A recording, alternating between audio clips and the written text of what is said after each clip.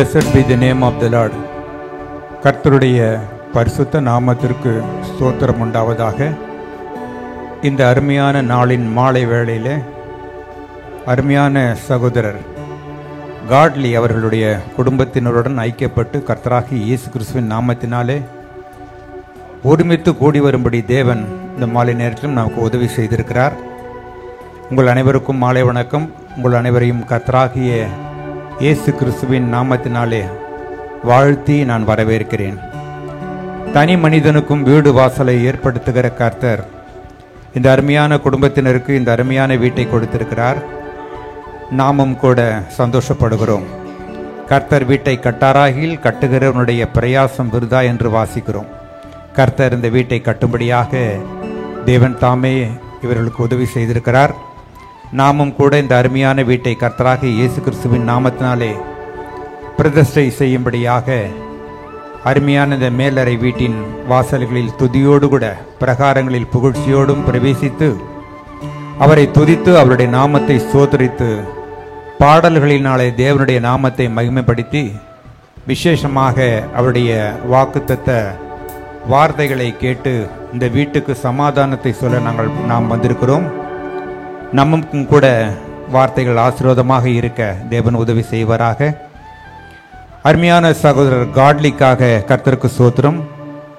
அருமையான ஆவிக்குரிய சகோதரர், அவருக்கு கர்த்தர் கொடுத்த நல்ல குணங்களுக்காக கர்த்தருக்கு ஸ்தோத்திரம். ஊழிய வாஞ்சை உள்ளவர், அருமையாக பாடல்களை பாடுபவர், தேவனுடைய சமூகத்தை எப்பொழுதும் வாஞ்சிப்பவர், தேவனுடனும் தேவனுடைய பிள்ளைகளுடனும் அன்பாயிருப்பவர். கர்த்தர் அவருக்கு ரட்சிப்புக்கு அடுத்துக்கப்படியாக கொடுத்திருக்கிறதான நல்ல ஈவுக்காக கர்த்தருக்கு ஸ்தோத்திரம். கர்த்தர் அவருக்கு கொடுத்த அருமையான மனைவிக்காக ஸ்தோத்திரம். அருமையான சகோதரி ஷீலா காட்லிக்காக கர்த்தருக்கு ஸ்தோத்திரம்.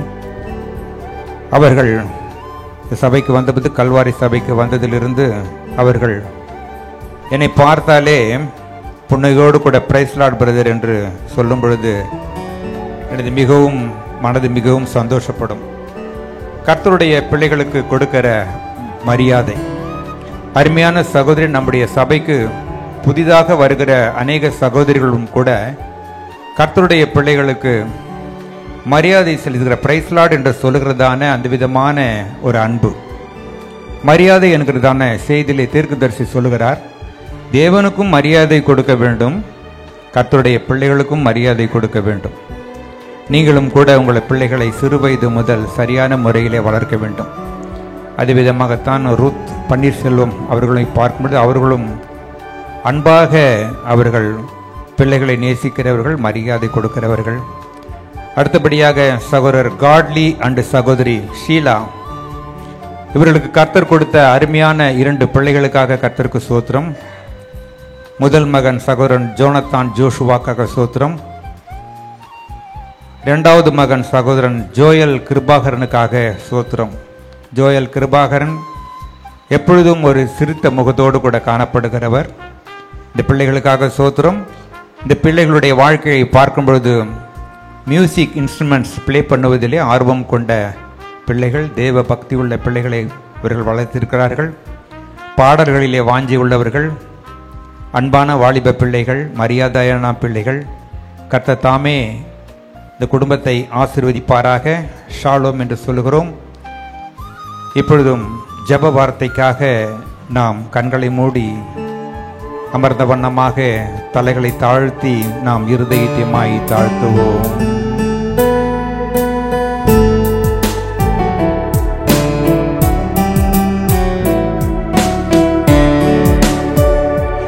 அவர் வாசல்களில் துதியோடு வருவேன், பிரகாரங்களில் புகழ்வேன். இந்த நாள் கர்த்தரே படைத்தார் எனக்காய், அவர் சந்தோஷத்தால் ஆடி பாடுவேன். ஆடி பாடுவேன், நான் ஆடி பாடுவேன், அவர் சந்தோஷத்தால் ஆடி பாடுவேன். ஆடி பாடுவேன், நான் ஆடி பாடுவேன், அவர் சந்தோஷத்தால் ஆடி பாடுவே.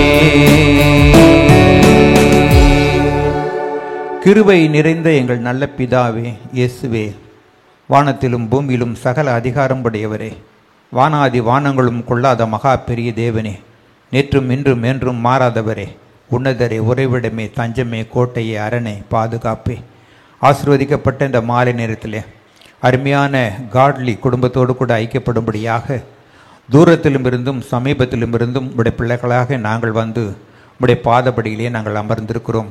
இந்த பிள்ளைகளை வாழ்த்தும்படியாக, இவர்களுக்கு கொடுத்துதான் இந்த சந்தோஷத்துக்குள்ளே நாங்களும் களி கூறும்படியாக, இந்த வீட்டை பிரதிஷ்டை செய்யும்படியாக நாங்கள் வந்திருக்கிறோம். வந்திருக்கிற எங்கள் ஒவ்வொருவரையுமாய் ஆசீர்வதிப்பீராக. தடைபடுகிற பிள்ளைகளமாக துரிதமாக நீர் கூட்டி சேர்ப்பீராக. இந்த ஜெப ஆராதனையின் துவக்கம் முதல் முடிவு மட்டும் உடைய பிரசன்னம் எங்கள் மத்தியில் இருப்பதாக. தடைகளை யாவும் அப்புறப்படுத்தும். வார்த்தைகளுக்காக காத்திருக்கும் பொழுது தடையின்றி வார்த்தைகள் பிரசங்கிக்கப்படும். நாங்களும் தடையின்றி கேட்கவும் உதவி செய்வீராக. பேசுகிற உதடுகள், கேட்கிற செவிகள், இருதயங்கள் விருத்தி சேதனம் செய்யப்படுவதாக. துவக்கம் முதல் முடிவு மட்டும் உடைய பிரசன்னத்திற்காக நாங்கள் வாஞ்சிக்கும் பொழுது கர்த்தாவே, நீர் தாமே கிருபையாய் எங்கள் மத்தியிலே இருந்து எங்களை ஆசீர்வதியும். துதிக்கிறோம். துதிகன மகிமையாவும் ஒருவரைக்கே நாங்கள் எடுக்கிறோம். கர்த்தராகிய இயேசு கிறிஸ்துவின் தேவநாமத்தினாலே வேண்டிக் கொள்கிறோம். ஆமென், ஆமென். ஒரு சோத்திர பாடலை நாம் பாடலாம். சோத்திரம் இயேசுநாதா, இன்றைய தினமதிலும் ஒருமித்து கூட நாமத்தினாலே தந்த கிருபைக்காக உமக்கென்றும் சோத்திரம் சோத்திரமே.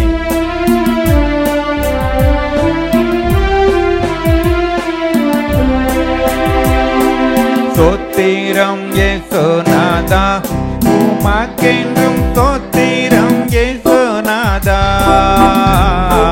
சோத்திரம் இயேசுநாதா, உமக்கென்றும் சோத்திரம் இயேசுநாதா. சோத்திரம் செய்கின்றோம் நின்னடியார் திரு நாமத்தின் ஆதரவில். சோத்திரம் செய்கின்றோம் நின்னடியார் திரு நாமத்தின் ஆதரவில். வானதூதர் சேனைகள் மனோகர கீதங்களால் எப்போதும், வானதூதர் சேனைகள் மனோகர கீதங்களால் எப்போதும்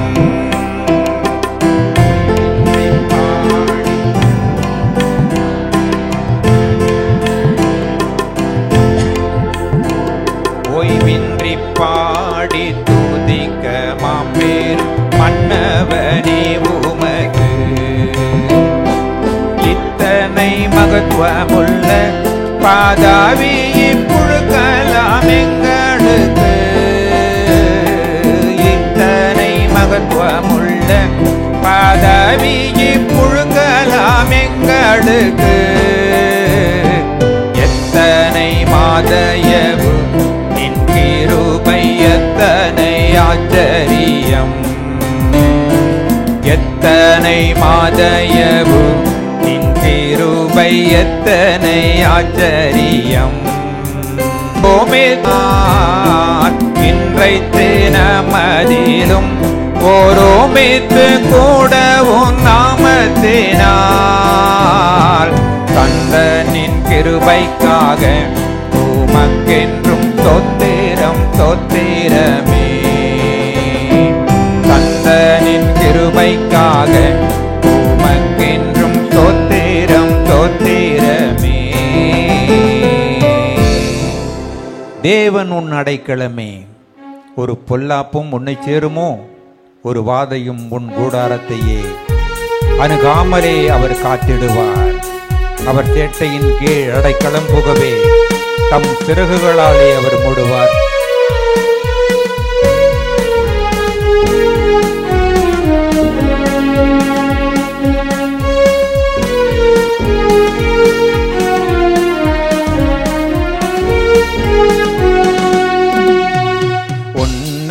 உன்னதமானவரின் உயர் மறைவில் இருக்கிறவன், சர்வவல்லவரின் நிழலில் தங்குவான்.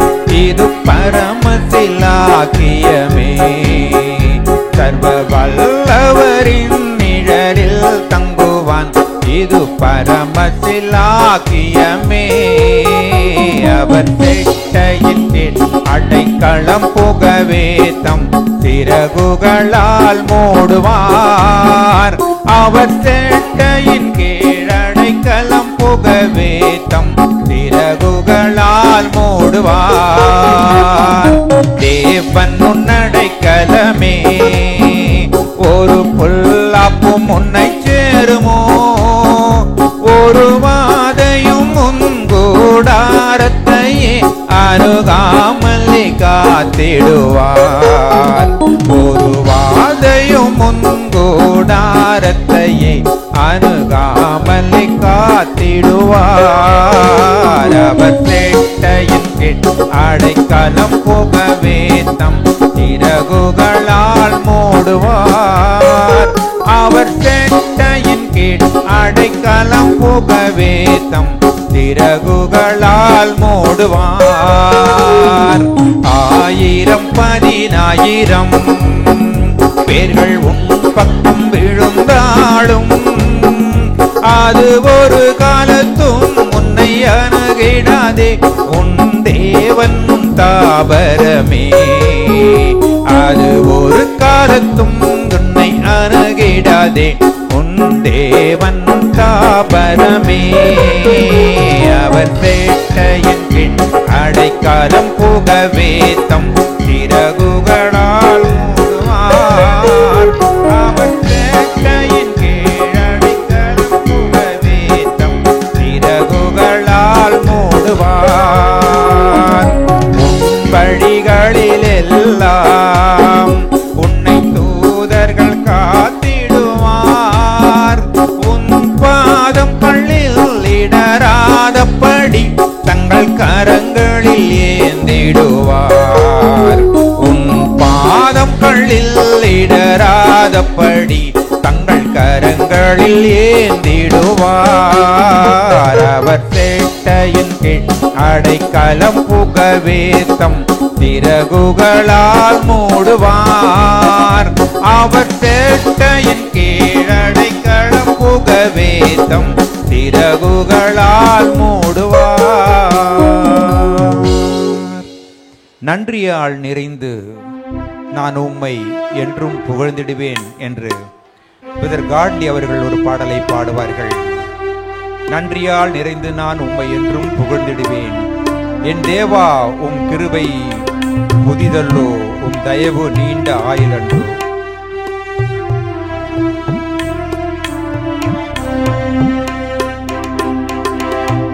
நன்றியால் நிறைந்து நான் உம்மை என்றும் புகழ்ந்திடுவேன்.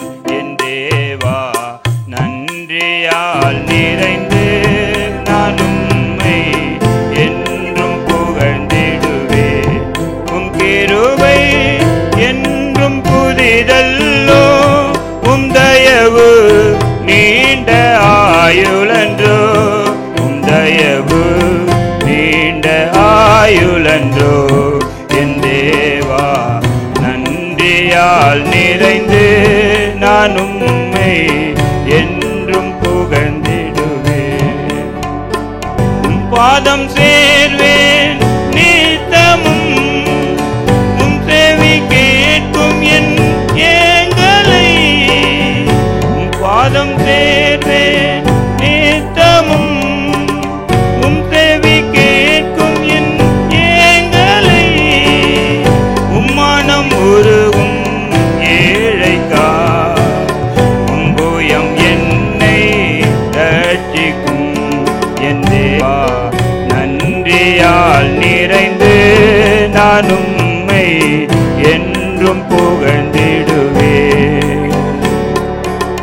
உம் சத்திய வசனம் என் தியானம், உம் நித்திய வாக்குகள் என் செல்வம். உம் சத்திய வசனம் என் தியானம், உம் நித்திய வாக்குகள் என் செல்வம். உம் திவ்ய வழியே என் மாற்றம், உம் வாயின் மொழிகள் என் இன்பம். என் தேவா, நன்றியால் நிறை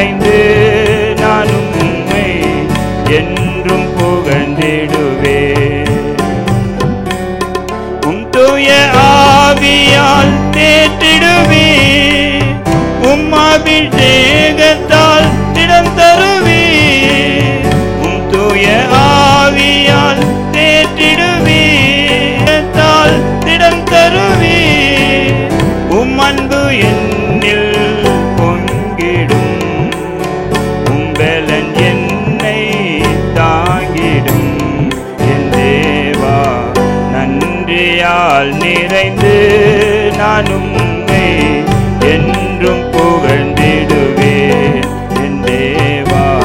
நன்றியால் நிறைந்து நான் உம்மை என்றும் புகழ்ந்திடுவேன். உங்கள் வீட்டுக்கு சமாதானம், உங்கள் அலங்கத்திற்குள்ளே சமாதானமும் உங்கள் அரண்மனைக்குள்ளே சுகமும் இருப்பதாக. இந்த வீட்டுக்கு சமாதானம் இந்த அன்பின் நன்னாளிலே.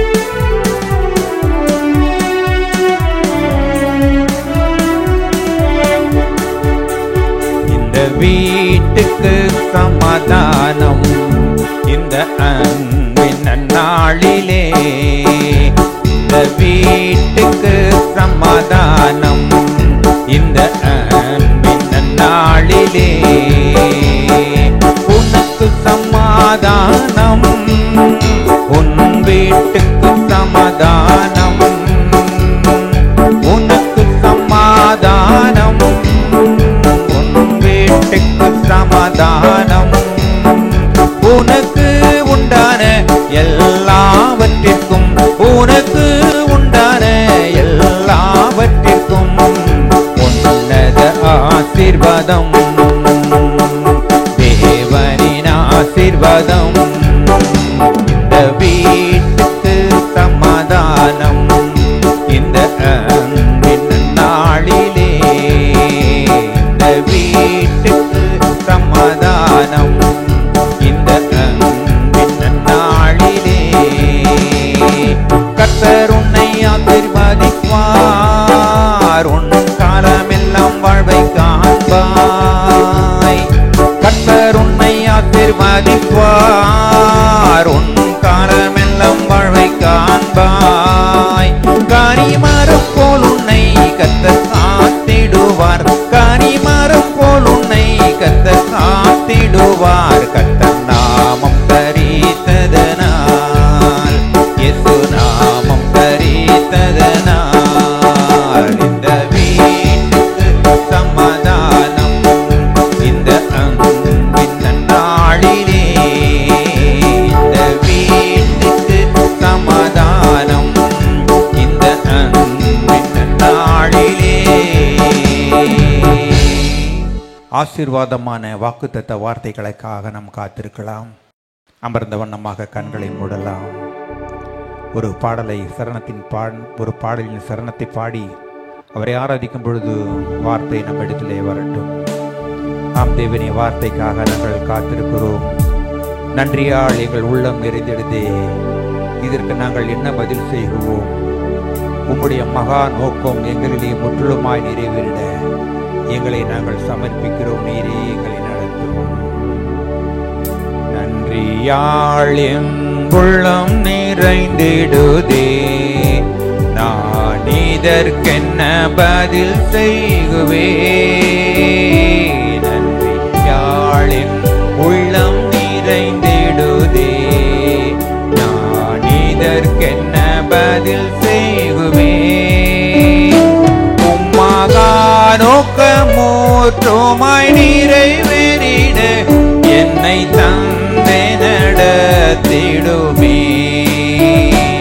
உம்மாகா நோக்கமூற்றுமாய் நிறைவேறிட என்னை தந்தை நடத்திடுமே.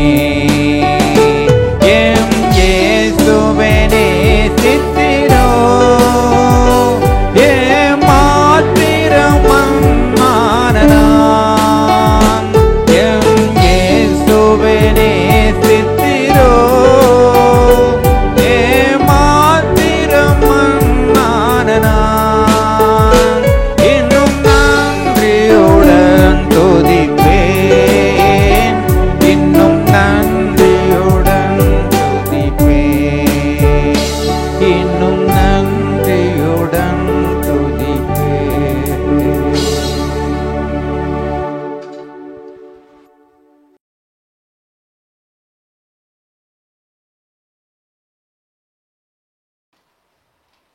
எங்களை நேசிக்கிற பரலோக பிதாவே, இந்த அருமையான நாளிலே இந்த வீட்டுக்குள்ளே நாங்கள் பிரவேசித்து உமக்கு ஆராதனை செய்யும்படியான கிருபை கொடுத்ததுக்காக ஸ்தோத்திரம்.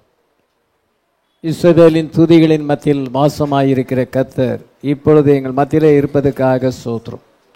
எங்கே 2-3 பேர் என் நாமத்தினாலே கூடியிருக்கார்களோ அவள் நடுவிலே நான் இருக்கிறேன் என்று சொல்லியிருக்கிற கர்த்தர் இயேசு கிறிஸ்து எங்கள் மத்தியிலே பரிசுத்த ஆவியானவராக இருப்பதற்காக நன்றி செலுத்துகிறோம். இப்பொழுது நீர் தாமே இந்த வீட்டை நீர் ஆசீர்வதிப்பீராக. கர்த்தர் வீட்டை கட்டாராயில் அதை கட்டுடைய பிரயாசம் விருதா என்று சொல்லியிருக்கிற வண்ணமாக நீர் தாமே உம்முடைய பிள்ளைகளுக்கு இந்த அருமையான வீட்டை கட்டும்படியாக உதவி செய்திருக்கிறீர். கர்த்தர் எனக்காக யாவை செய்து முடிப்பார் என்று சொன்னவனமாக இந்த வீட்டை கட்டி முடிக்க இன்றைய தினத்தில் இந்த வீட்டை பிரதிஷ்டை செய்யும்படியாக உம்முடைய பிள்ளைகளாகிய எங்களை நீர் ஐக்கியப்படுத்தினதுக்காக ஸ்தோத்திரம். இந்த வீட்டை நீர் ஆசீர்வதிக்க வேண்டுமாறு ஜெபிக்கிறோம். கர்த்தாவே, அந்த ஓபேத் ஏதோமின் வீட்டை நீர் ஆசீர்வதித்தீர். அவனுக்குண்டான எல்லாவற்றையும் நீர் ஆசீர்வதித்தீர். ஏனென்றால் உடன்படிக்கை பெட்டி அங்கே இருந்தது. எல்லாரும் அந்த உடன்படிக்கை பெட்டியை குறித்து பயப்படும் பொழுது ஓபேத் ஏதோம் சந்தோஷத்தோடு கூட அதை தன் வீட்டிலே ஏற்றுக்கொண்ட பொழுது கர்த்தருடைய உடன்படிக்கை பெட்டி ஓபேத் ஏதோமின் வீட்டிலே 3 மாதம் இருக்கையில் கர்த்தர் அவனையும் அவன் வீட்டாரையும் அவனுக்குண்டான எல்லாவற்றையும் ஆசீர்வதித்தார் என்று 2 சாமுவேல் 6:11-12 வாசிக்கிறோம். அதன்படி கர்த்தருடைய வார்த்தை இங்கே இருக்கிறது. ஃபுல்னஸ் ஆஃப் வேர்டு இந்த வீட்டிலே இருக்கிறது. அதன் நிமித்தமாக இந்த வீட்டை நீர் ஆசீர்வதிக்க வேண்டுமாறு ஜெபிக்கிறோம். இந்த வீட்டாரையும் இவர்களுக்குண்டான எல்லாவற்றையும் நீர் ஆசீர்வதித்தருளுவீராக.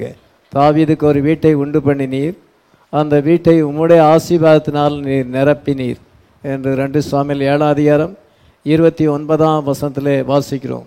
உம்முடைய ஆசீர்வாதத்தினாலே உமது அடியானின் வீடு என்றென்றைக்கும் ஆசீர்வதிக்கப்பட்டிருப்பதாக என்று தாவீது சொன்னவனமாக இந்த வீடு என்றென்றைக்கும் ஆசீர்வதிக்கப்பட்டிருப்பதாக.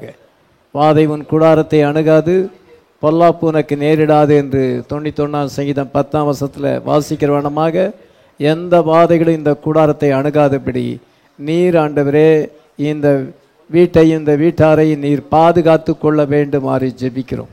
கர்த்தருடைய வார்த்தைக்காக உம்முடைய பிள்ளைகள் இந்த இடத்திலே நீர் சாட்சியாக வைத்திருப்பதற்காக ஸ்தோத்திரம். கர்த்தாவே, உமக்கு மகிமையாக ஜீவிக்க, ஆசீர்வாதமாக ஜீவிக்க உம்முடைய பிள்ளைகளை நீர் பாதுகாக்க வேண்டுமாறு ஜெபிக்கிறோம்.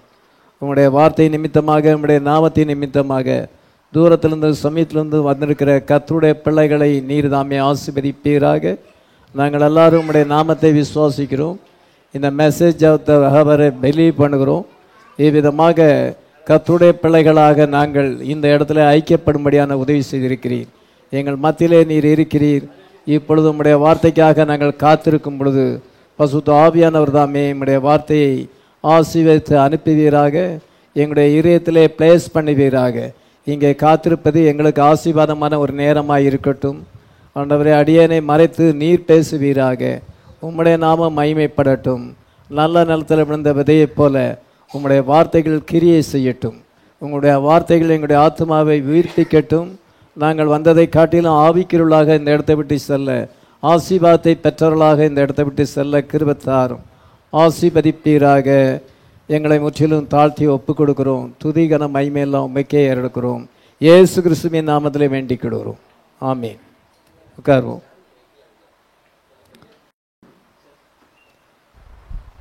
கர்த்தராகிய இயேசு கிறிஸ்துவின் நாமத்தினாலே உங்கள் எல்லாரையும் நான் வாழ்த்துகிறேன்.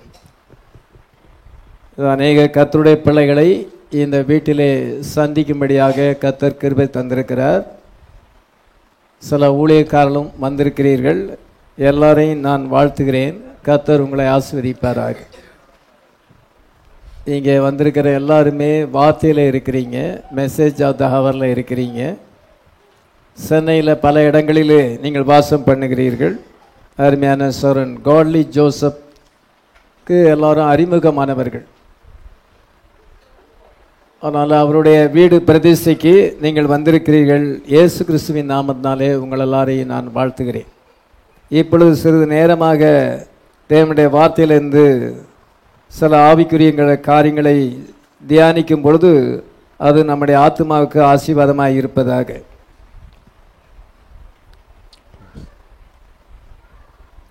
பரிசுத்த லூக்கா என்பவர் எழுதின சுவிசேஷம் 1 அதிகாரம் 28ஆம் வசனத்தை வாசிக்கலாம். லூக்கா 1:28. அவள் இருந்த வீட்டில் தேவதூதன் பிரவேசித்து, கிருபை பெற்றவளே வாழ்க, கர்த்தர் உன்னுடனே இருக்கிறார், ஸ்திரீகளுக்குள்ளே நீ ஆசீர்வதிக்கப்பட்டவள் என்றான். அவள் இருந்த வீட்டில் தேவதூதன் பிரவேசித்து, கிருபை பெற்றவளே வாழ்க, கர்த்தர் உன்னுடனே இருக்கிறார், இஸ்ரேலுக்குள்ளே நீ ஆசீர்வதிக்கப்பட்டவள் என்றான். இங்க காபிரியல் தூதன்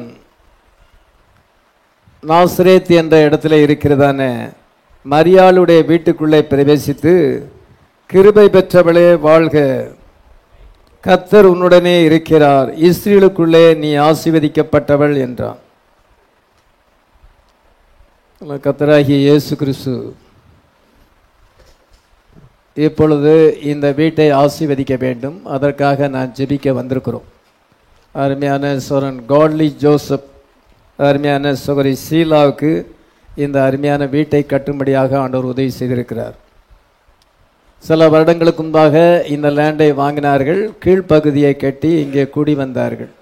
இப்பொழுது இந்த 2023ஆம் வருஷத்திலே இந்த மேலறையை கட்டும்படியாக அவர்களுக்கு உதவி செய்திருக்கிறார். பரலோகத்திலிருந்து தேவன் நமக்கு கொடுக்கப்பட்டால் ஒழிய நம்ம எதையுமே பெற முடியாது. பரலோகத்திலிருந்து கொடுக்கப்பட்டால் ஒழிய ஒருவனையும் ஒன்றையும் பெற்றுக்கொள்ள முடியாது. அங்கே ஆண்டவர் கிராண்ட் பண்ணால் தான் இங்கே கிடைக்கும். அதனால் வீடு அவசியமாக இருக்கிறது. ஆண்டவர் அவர்களுக்கு 2 பிள்ளைகளை கொடுத்திருக்கிறார், ஜோசுவா, ஜோயல். அதனால் மேலறையும் அவர்களுக்கு வருங்காலத்திலே ரொம்ப தேவைப்படுகிறது. இப்பொழுது இந்த வீட்டை கட்டி கர்த்தருடைய நாமத்தினாலே பிரதிஷ்டை செய்யும்படியாக இதுவரைக்கும் ஆண்டவர் அவர்களுக்கு உதவி செய்திருக்கிறார். கடந்த ஞாயிற்றுக்கிழமை காலை ஆராதனை முடிந்த பிறகு சொல்லுகிறார்கள், பாஸ்டர் எங்கள் வீட்டை பிரதிஷ்டை பண்ண வேண்டும், இல்லை மெதுவாக செய்யலாமே, அடுத்த வருஷம் செய்யலாமே அப்படின்னு சொல்லும் பொழுது, இல்லை பாஸ்டர் இந்த வருஷத்திலே பிரதிஷ்டை பண்ணணும்னு அவங்க முடிவெடுத்துட்டாங்க. அதனால் வேலைகளை துரிதமாக முடித்து இந்த பழைய வருஷத்திலேயே இந்த வீட்டை பிரதிஷ்டை பண்ண வேண்டும், புதிய வருஷத்திலே நம்ம இதில் குடியிருக்க வேண்டும் என்று அவர்கள் தீர்மானம் பண்ணி கடந்த ஞாயிற்றுக்கிழமை மத்தியானம் தான் சொன்னாங்க. ஈவினிங் சர்வீஸில் அறிவிப்பு கொடுத்து இன்றைய தினத்தில் நாம் எல்லோரும் இங்கே கூடி வந்திருக்கிறோம். நம்ம சபையார் மட்டுமல்ல, இதை அநேக ஊழியக்காரர்களும், இதோ காட்லிக்கு அருமையான பிரியமான கர்த்தருடைய பிள்ளைகள் எல்லாருமே மெசேஜில் இருக்கிறாங்க. அவங்களும் இந்த தினத்தில் இங்கே வரும்படியாக ஆண்டவர் உதவி செய்திருக்கிறார். அவருடைய அன்பான அழைப்பை ஏற்றுக்கொண்டு அவர்களோடு கூட சந்தோஷப்படும்படியாக, அவர்கள் நம்மோடு கூட சந்தோஷப்படும்படியாக இந்த ஆராதனைக்கு அவர்களும் வந்திருக்கிறார்கள். எல்லாரையும் கர்த்தர் ஆசீர்வதிப்பாராக. இப்பொழுது வாசி கேட்டான பகுதியிலே மரியாளுடைய வீட்டுக்குள்ளே அங்கே கேப்ரியல் தூதன் பிரவேசித்து அவளை வாழ்த்துகிறதை நம்ம வாசிக்கிறோம். கிருபை பெற்றவளே வாழ்க, கர்த்தர் உன்னோடு கூட இருக்கிறார், இஸ்ரீகளுக்குள்ளே நீ ஆசீர்வதிக்கப்பட்டவள் என்று வாழ்த்தும் பொழுது, அந்த வாழ்த்துதல் எப்படிப்பட்டதோ என்று அவள் யோசிக்கும் பொழுது, அங்கே என்ன சொல்லப்பட்டிருக்கிறது என்றால், காபிரியல் தூதன் என்ன சொல்லுகிறார், இதோ நீ கர்ப்பவதியாகி ஒரு குமாரனை பெறுவாய், அவருக்கு இயேசு என்று பெயரிடுவாயாக. 32ஆம் வசனத்தை வாசிக்கலாம். இதோ நீ கர்ப்பவதியாகி ஒரு குமாரனை பெறுவாய், அவருக்கு இயேசு என்று பெயரிடுவாயாக. அவர் பெரியவராயிருப்பார், உன்னதமானுடைய குமாரன் எனப்படுவார். கர்த்தராகிய தேவன் அவருடைய பிதாவாகிய தாவீதின் சிங்காசனத்தை அவருக்கு கொடுப்பார். அருமையான ஒரு வாழ்த்துதலை இங்கே நம்ம கேட்கிறோம். காபிரியல் தூதன் அந்த வீட்டுக்குள்ளே பிரவேசித்தார். இப்பொழுதும் நம்ம இந்த வீட்டுக்குள்ளே வந்திருக்கிறோம். நமக்கு முன்னதாக இதோ கர்த்தருடைய தூதனானவர் இங்கே பிரவேசித்திருக்கிறார். ஆமீன், ஆமீன். இந்த பிரவேசித்து இந்த வீட்டை ஆசீர்வதிக்கிறார். இங்கே இருக்கிற கர்த்தருடைய பிள்ளைகளை ஆசீர்வதிக்கிறார். ஆமீன், ஆமீன். பிலீவர்ஸ் தவ் திஸ் 1950ஆம் வருஷம் 7ஆம் மாதம் 16ஆம் தேதி கொடுத்த செய்தியிலே பிரதர் பெண்ணாம் என்ன சொல்லுகிறார் என்றால், when you see Gabriel come down, something major on the road. Gabriel announced the first coming of Jesus. He will announce the second coming of Jesus. Gabriel இறங்கும் பொழுது, பரலோகத்திலிருந்து பூமிக்கு இறங்கும் பொழுது, something major on the road, மிக முக்கியமான காரியங்கள் வரப்போகிறது என்று தீர்க்கதரிசி சொல்லுகிறார். காபிரியல் இயேசு கிறிஸ்துடைய முதல் வருகையை அறிவித்தது போல இயேசு கிறிஸ்துவின் இரண்டாம் வருகையையும் காபிரியல் அறிவிப்பார் என்று சொல்லுகிறார். அவ்விதமாக பிலிவர்ஸ் டவுட் திஸ் என்ற செய்தி, நீ இதை விசுவாசிக்கிறாயா என்ற செய்தியிலே பிரதர் பென்காம் அவ்விதமாக சொல்லியிருக்கிறார். அது மாத்திரமல்ல, இன்னொரு செய்தியிலையும் சொல்லியிருக்கிறார். காபிரியல் முதலாம் வருகையை அறிவித்தது போல இரண்டாம் வருகையும் அவர் அறிவிப்பார் என்று சொல்லப்பட்டிருக்கிறது. அதனால் காபிரியல் வரும்பொழுது முக்கியமான காரியங்கள் நடக்கிறது. I am the resurrection and the life, 52ஆம் வருஷம் 8ஆம் மாதம் 10ஆம் தேதி கொடுத்த செய்தியிலே 19வது பேராகிராஃபில் பிரதர் பென்காம் மறுபடியும் சொல்லுகிறார், Gabriel was the one who announced the first coming of Jesus Christ, and we are taught in the Bible that Gabriel will announce the second coming. Gabriel முதலாம் வருகையை அறிவிப்பது போல காபிரியல் இரண்டாம் வருகையும் அறிவிப்பார் என்று சொல்லப்பட்டிருக்கு. அதனால் அருமையானே, மரியாள் நாசரேத் என்ற ஊரிலே வாசம் பண்ணுகிறாள். அவளுக்கு ஒரு வீடு இருக்கிறது. அந்த வீட்டுக்குள்ளே காபிரியல் வந்து பிரவேசிக்கிறார். அந்த வீட்டுக்குள்ளே காபிரியல் தூதன் பிரவேசித்து மரியாளை வாழ்த்துகிறார். மரியாளுக்கு விசேஷித்த நன்மையான காரியத்தை சொல்லுகிறாள். இதோ நீ கர்ப்பவதியாகி குமாரனை பெறுவாய், அவருக்கு இயேசு என்று பெயரிடுவாயாக. அவர் பெரியவராயிருப்பார், தாவீதின் சிங்காசனம் அவருக்கு கொடுக்கப்படும், அவர் இஸ்ரவேலை சதாகாலங்களில் ஆளுகை செய்வார் என்று விதமான ஒரு வார்த்தை அங்கே சொல்லப்படுகிறது. ஒரு வாழ்த்துதல், ஒரு ஆசீர்வாதம் அங்கே கொடுக்கப்படுகிறது. அதே போல காபிரியல் இப்பொழுது இங்கே பிரவேசித்திருக்கிறார். காபிரியல் முதலாம் வருகையை அறிவித்தது போல இரண்டாம் வருகையை அறிவிப்பார் என்று சொல்லப்பட்டிருக்கிறது. முதலாம் வருகைக்கும் இரண்டாம் வருகைக்கும் தொடர்பு இருக்கிறது. அதனால் முதலாம் வருகை வந்து இரண்டாம் வருகை ஒன்றுக்கொன்று பேரலாக இருக்கிறது. எப்படி முதலாம் வருகையில் நடந்ததோ அதே தான் ரெண்டாம் வருகையில் நடக்கு. நம்ம இப்பொழுது ரெண்டாம் வருகையில் இருக்கிறோம். ஆண்டவர் வந்து விட்டாரா, வந்து விட்டார் என்று சொல்லுவதை விட வந்திருக்கிறார் என்று சொல்ல வேண்டும். இப்பொழுது ரெண்டாம் வருகையினுடைய டைமில் நாம் ஜீவிக்கிறோம். ரெண்டாம் வருகையானது அது 3 ப்ராசஸாக இருக்கிறது, 3 ஸ்டேஜஸாக இருக்கிறது. கர்த்தர் தாமே ஆரவாரத்தோடும் பிரதான தூதனுடைய சத்தத்தோடும் தேவ எக்காலத்தோடும் வானத்திலிருந்து இறங்கி வருவார். அப்பொழுது கிறிஸ்துக்குள் மரித்தவர்கள் முதலாவது எழுந்திருப்பார்கள். பின்பு உயிரோடு இருக்க நாமும் கர்த்தருக்கு எதிர்கொண்டு போக மேகங்கள் மேல் அவளோடு கூட ஆகாயத்தில் எடுத்துக்கொள்ளப்பட்டு இவ்விதமாக எப்பொழுதும் கர்த்தரோடு கூட இருப்போம். 1 4 அதிகாரம் 16-17 வாசிக்கிறோம். அதனால் கர்த்தருடைய வருகை சவுட் வாய்ஸ் ட்ரம் என்று 3 ஸ்டேஜஸ் ஆகியிருக்கிறது. பென்காம் மூலமாக இந்த மெசேஜ் ஆஃப் த ஹவர் உலகமெங்கிலும் அது போனது. ஷவுட் என்ன செய்கிறது என்றால் ஒரு கூட்டமான ஜனங்களை வார்த்தையிலே கூட்டி சேர்க்கிறது. கேதர் த பிரைட், இதோ அது மணவாட்டியை கூட்டி சேர்க்கிறது, அது ஷவுட்.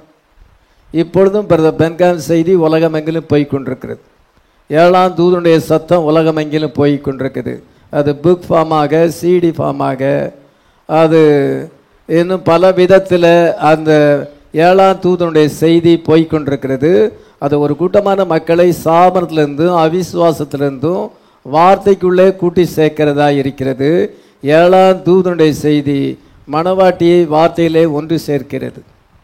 அதன் பின்பு வாய்ஸ் வந்து இந்த மணவாட்டியின் சத்தமானது வாய்ஸாக இருக்கிறது.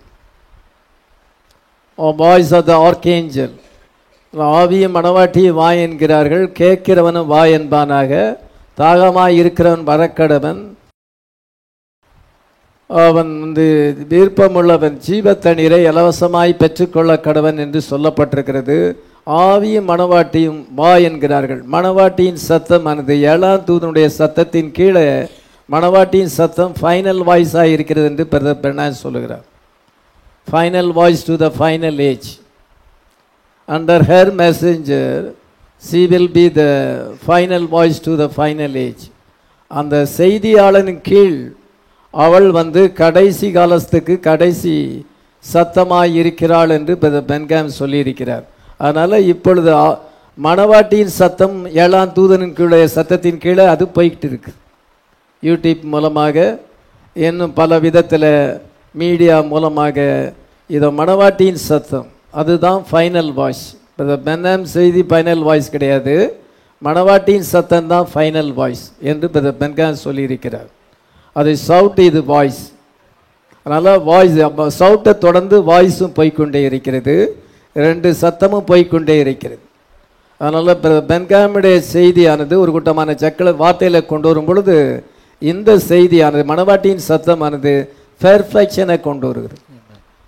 அந்த வார்த்தையில் வருகிற கர்த்தருடைய பிள்ளைகளை பெர்ஃபெக்ட் பண்ணுறது இந்த வாய்ஸ் தான். அனாயிண்டட் ப்ரீச்சர்ஸ், உலகமெங்கில் இருக்க அனாயிண்டட் ப்ரீச்சர்ஸ், எல்லா ப்ரீச்சரும் கிடையாது.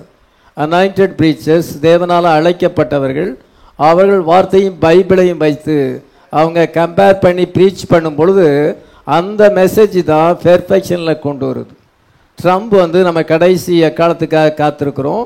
7ஆம் எக்காலம் முழங்கும் பொழுது நாம் எல்லாரும் நினைச்சோம் ஒரு நிமிஷத்திலே மறுரூபமாக்கப்படுவோம், மரித்தோர் எழுந்திருப்பார்கள், நாமும் மறுரூபமாக்கப்படுவோம் என்று 1 கொரிந்தியர் 15:51-52 நம்ம வாசிக்கிறோம். கண்ணிமை பொழுதிலே மறுரூபமாக்கப்பட்டு மேலே போப்போல் செகண்ட் கமிங் ஃபினிஷ்டு, அப்பொழுது முடிவடைகிறது. இதை குறித்து அநேருக்கு விளக்கம் தெரியல. அதனால் நம்ம இன்னைக்கு 7 சீலில் இருக்கிறோம். 7ஆம் முத்திரையானது it is a coming of the Lord. Coming of the Lord 3 ஸ்டேஜஸாக இருக்கிறது. Sound voice trump. அதனால் ட்ரம்ப் வரும், நம்ம ட்ரம்புக்காக காத்திருக்கிறோம். அப்பொழுது நமக்கு பாடி சேஞ்ச் ரேப்சர் கண்ணிமை பொழுதிலே மேலே எடுத்துக்கொள்ளப்படும் பொழுது 2ஆம் வருகை முடிவடைகிறது. அந்த செகண்ட் கமிங் முடிவடைகிறது. அந்த ஸ்டேஜில் இருக்கிறோம்.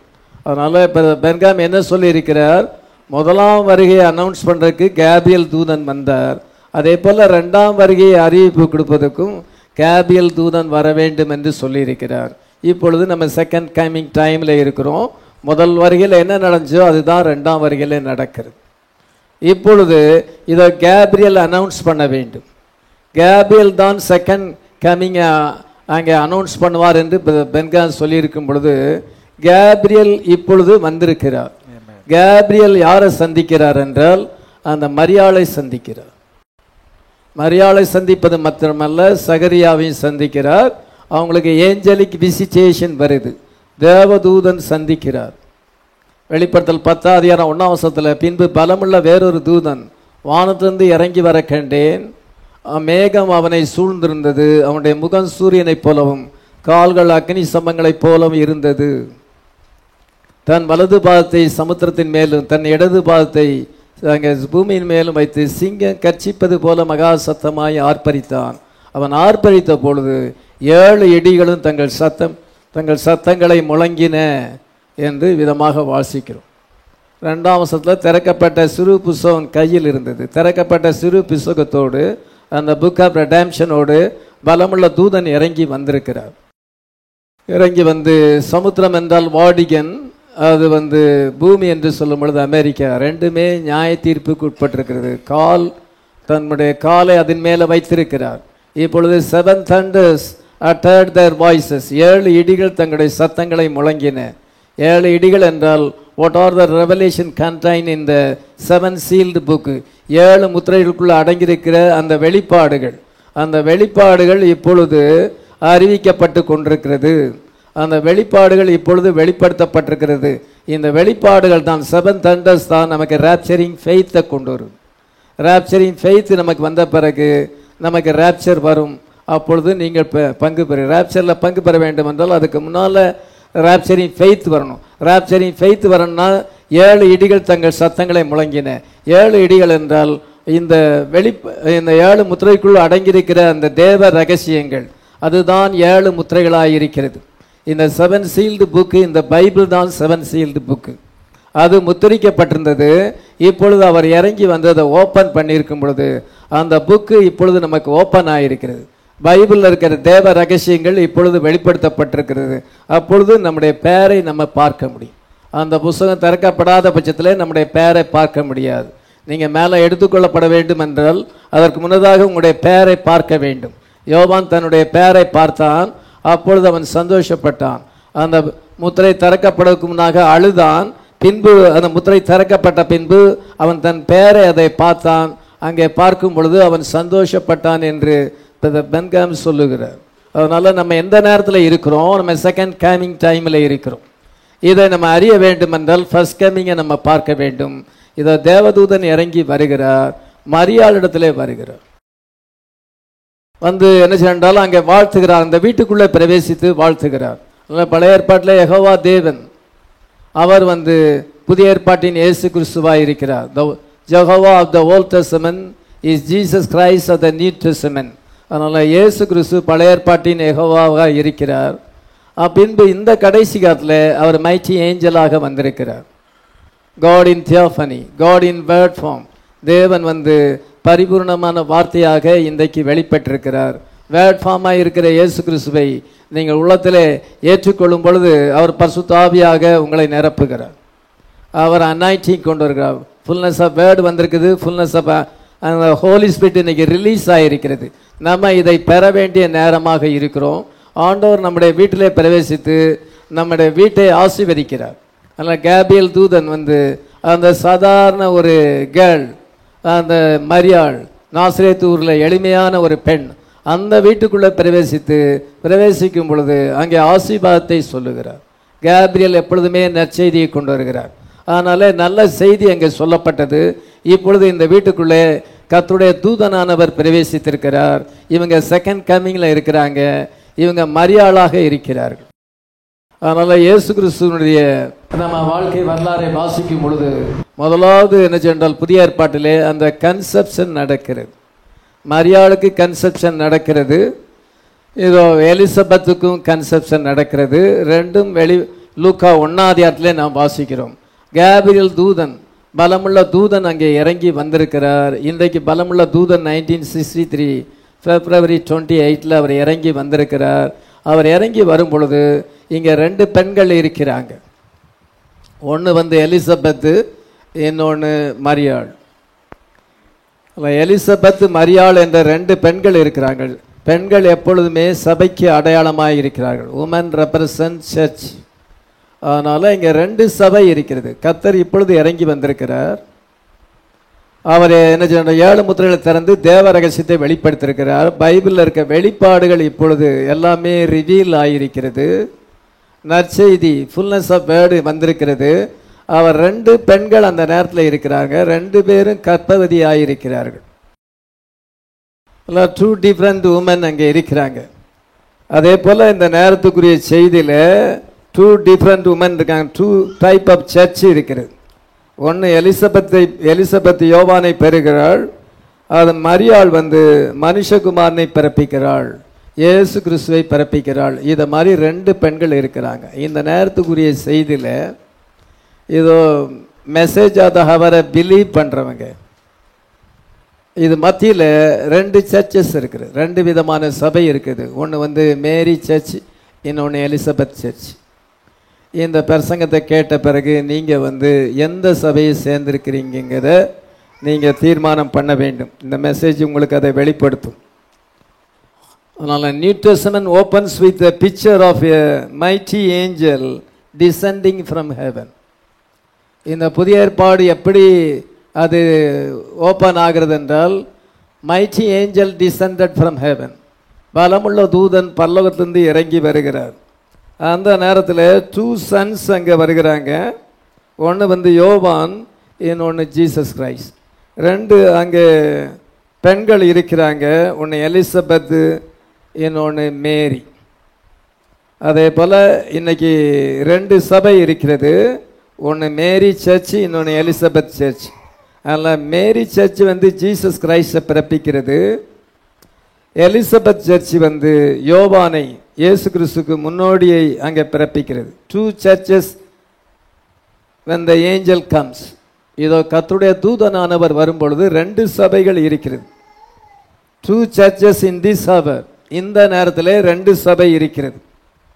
The mighty angel descend from heaven. பலமுள்ள தூதன் வானத்திலிருந்து இறங்கி வந்திருக்கிறார். அவர் வந்து கேப்ரியல் தூதன் முதலாவது சகரியாவை சந்திக்கிறார். சகரியா தேவனுடைய ஆலயத்திலே தூபம் காட்டும்படியாக அவன் மகா பரிசுத்த ஸ்தலத்திலே அவன் பிரவேசிக்கும் பொழுது கர்த்தருடைய தூதனானவர் அவன் வலது பக்கத்திலே இருந்து நிற்கிறார். 11ஆம் வசனத்தை வாசிக்கலாம். அப்பொழுது கர்த்தருடைய தூதன் ஒருவன் தூபபீடத்தின் வலது பக்கத்திலே நின்று அவனுக்கு தரிசனமானான். இதோ கர்த்தருடைய தூதன் வலது பக்கத்திலே நின்று தரிசனமாகிறார். எப்பொழுதுமே கர்த்தருடைய தூதன் வலது பக்கத்தில் தான் இருப்பார், வலது பக்கத்தில் தான் நிற்பார். பென்காம் வலது பக்கத்தில் தான் கர்த்தருடைய தூதனானவர் வருகிறார். அதனால் அவர் ஜெப வரிசையை வலது பக்கத்திலிருந்து வர சொல்லுவார். வலது பக்கத்திலேருந்து ஜெப வரிசை வரும் பொழுது அந்த நபரை கர்த்தருடைய தூதனானவர் அவர் பேர் என்ன, அவருக்கு என்ன பிரச்சனை இருக்கிறது, அங்கே எல்லாத்தையுமே பென்காமுக்கு வெளிப்படுத்துவார். அதனால் கர்த்தருடைய தூதனானவர் வலது பக்கத்தில் நிற்பார். வலது பக்கத்தில் வழியாகத்தான் ஜெப வரிசை வர வேண்டும். நீங்கள் உங்களுடைய பாவங்களை அறிக்கை செய்துவிட்டு வாருங்கள் என்று சொல்லுவார். ஏனென்றால் கர்த்தருடைய தூதனானவர் அவங்க அறிக்கை பண்ணப்படாத பாவம் இருக்கும் என்றால் அதை வெளிப்படுத்தி விடுவார். இதனால் நீங்கள் பாவத்தை அறிக்கை பண்ணி வலது பக்கத்து வழியாக வாங்க. எப்பொழுதுமே கர்த்தருடைய தூதனானவர் ரைட் ஹேண்ட் சைடில் தான் நிற்பார். அதே போல் சகரியாவுடைய ரைட் ஹேண்ட் சைடில் வலது பக்கத்தில் நின்று என்ன சொல்லுகிறார் என்றால், நீ உன் மனைவியாகிய எலிசபெத்து உன்னுடைய வேண்டுதல் கேட்ட 13ஆம் வசனத்தை வாசிக்கலாம். தூதன் அவனை நோக்கி, சகரியாவே பயப்படாதே, உன் வேண்டுதல் கேட்கப்பட்டது. உன் மனைவியாகிய எலிசபெத் ஒரு குமாரனை பெறுவாள், அவனுக்கு யோவான் என்று பெயரிடுவாள். ஏதோ உன் மனைவியாகிய எலிசபெத் ஒரு குமாரனை பெறுவார், அவருக்கு யோவான் என்று பெயரிட வேண்டும். இப்படியாக தொடர்ந்து வசனத்தை வாசிக்கும் பொழுது 12 காரியங்களை சொல்லுகிறார். 13லேருந்து 17 வரைக்கும் வாசிக்கும் பொழுது எலிசபெத் கர்ப்பவதியாகி ஒரு குமாரனை பெறுவாள், யோவான் என்று பெயரிட வேண்டும். அவன் கர்த்தருக்கு ஒரு முன்னோடியாக இருப்பான். அவன் பிதாக்களுடைய இதயத்தை பிள்ளைகளிடத்துக்கு திருப்புவான். எலியாவின் ஆவியும் பலமும் உடையவனாக இருப்பான் என்று பின்னால் இருக்க வசனத்தில் வாசிக்கிறோம். அதனால் இங்கே கர்த்தருடைய தூதனானவர் வருகிறார். கர்த்தருடைய தூதனானவர் எலிசபெத்துக்கு பிறக்க போகிற அந்த குமாரனை குறித்து சொல்லுகிறார். அவனுடைய பெயரையும் சொல்லுகிறார். அவன் எலியாவின் ஆவியுடனாக இருப்பான். அவனுடைய ஊழியத்தை குறித்தும் சொல்லுகிறார். அதே போல் எலிசபெத் ஒரு சபைக்கு அடையாளமாக இருக்கிறாள். இந்த மெசேஜ் ஆஃப் த ஹவரில் இருக்கிற ஒரு சபைக்கு அடையாளமாக இருக்கிறாள். அவள் ஒரு குமாரனை பிறப்பிக்கிறாள். அவன் யோவானாக இருக்கிறான், இயேசுவுக்கு முன்னோடியாக இருக்கிறான், எலியாவின் ஆவியுடையவனாக இருக்கிறான். கர்த்தருக்கு முன்னோடியான ஒரு ஊழியத்தை அவன் செய்கிறான். அவனை குறித்து பைபிளில் எழுதியிருக்கிறது. ஏசாயா 40ஆம் அதிகாரம் 3லேருந்து 5 வரைக்கும் வாசிக்கும் பொழுது, கர்த்தருக்கு வழியை ஆயத்தம் பண்ணுங்கள் என்று கூப்பிடுகிற வனாந்தரத்திலே உண்டான ஒரு சத்தம் இருக்கும். The voice in the wilderness என்று எழுதப்பட்டிருக்கிறது. அவன் வனாந்தரத்தில் கூப்பிடுகிற சத்தமாக இருப்பான். மல்கியா 3ஆம் அதிகாரம் 1ஆம் வசனத்தில் இதோ கர்த்தருக்கு வழியை ஆயத்தப்படுத்துங்கள், இதோ கர்த்தர் என் தூதனை நான் அனுப்புவேன் என்று அங்கே சொல்லியிருக்க. 3:1 வாசிக்கலாம். இதோ நான் என் தூதனை அனுப்புகிறேன், அவன் எனக்கு முன்பாக போய் வழியை ஆயத்தம் பண்ணுவான். என் தூதனை அனுப்புகிறேன், அவன் போய் வழியை ஆயத்தப்படுத்துவான். அப்பொழுது நீங்கள் தேடுகிற ஆண்டவரும் உடன்படிக்கையின் தூதனானவர் தம்முடைய ஆலயத்துக்கு தீவிரமாய் வருவார் என்று எழுதப்பட்டிருக்கிறது. முதல்ல சொல்லப்பட்ட தூதன் யோவானை குறித்து சொல்லப்பட்டிருக்கிறது. பின்பகுதியிலே சொல்லப்பட்டிருக்கிறது உடன்படிக்கையின் தூதன் கர்த்தராகிய இயேசு கிறிஸ்து தம்முடைய ஆலயத்துக்கு திரும்ப தீவிரமாய் வருவார் என்றால், இயேசு கிறிஸ்து ஞானஸ்நானம் எடுக்கும் பொழுது பசுத்த ஆவியானவர் புறாவை போல் அவர் மேல் இறங்கினார். அதை குறித்து எழுதப்பட்டிருக்கிறது. அதனால் 2 தூதன், ஒன்று முன்னோடியாக அனுப்பப்பட்ட தூதன், இன்னொருத்தர் உடன்படிக்கை ஏஞ்சல் ஆஃப் த கவனன்ட். அது காட் ஹிம்செல்ஃப், தேவன் தாமே இதை மனுஷனாக வந்திருக்கிறார், கர்த்தராகிய இயேசு கிறிஸ்து. அதனால் முதலாவது தூதன் எலிசபெத்து பெறப்போகிற குமாரன். 2வது தூதன் அதே வசனத்தில் 2வது உடன்படிக்கையின் தூதனான மரியாள் பெறப்போகிற குமாரன். அதனால் இப்பொழுது நம்ம செகண்ட் டைமில் இருக்கோம். பலமுள்ள தூதன் இறங்கி வந்திருக்கிறார். அதுதான் 7 seal, coming of the lord. இப்பொழுது 2 பெண்கள் இருக்காங்க. இந்த மெசேஜ் ஆஃப் த ஹவரில் 2 சபை இருக்கிறது. ஒன்று எலிசபெத் சர்ச்சு, அது யோவானை பிறப்பிக்கிறது. இன்னொன்று மேரி சர்ச், அது மனுஷகுமாரனை பிறப்பிக்கிறது, இயேசு கிறிஸ்துவை பிறப்பிக்கிறது. 2 பெண்கள் எலிசபெத், மேரி. அதனால் இவங்களை குறித்தும் இவ பெறப்போகிற அந்த குமாரனை குறித்தும் காபிரியல் தூதன் அங்கே சொல்லுகிறார். 32ஆம் வசனத்திலிருந்து மரியாள் பெறப்போகிற குமாரனை குறித்து நம்ம வாசிக்கிறோம்.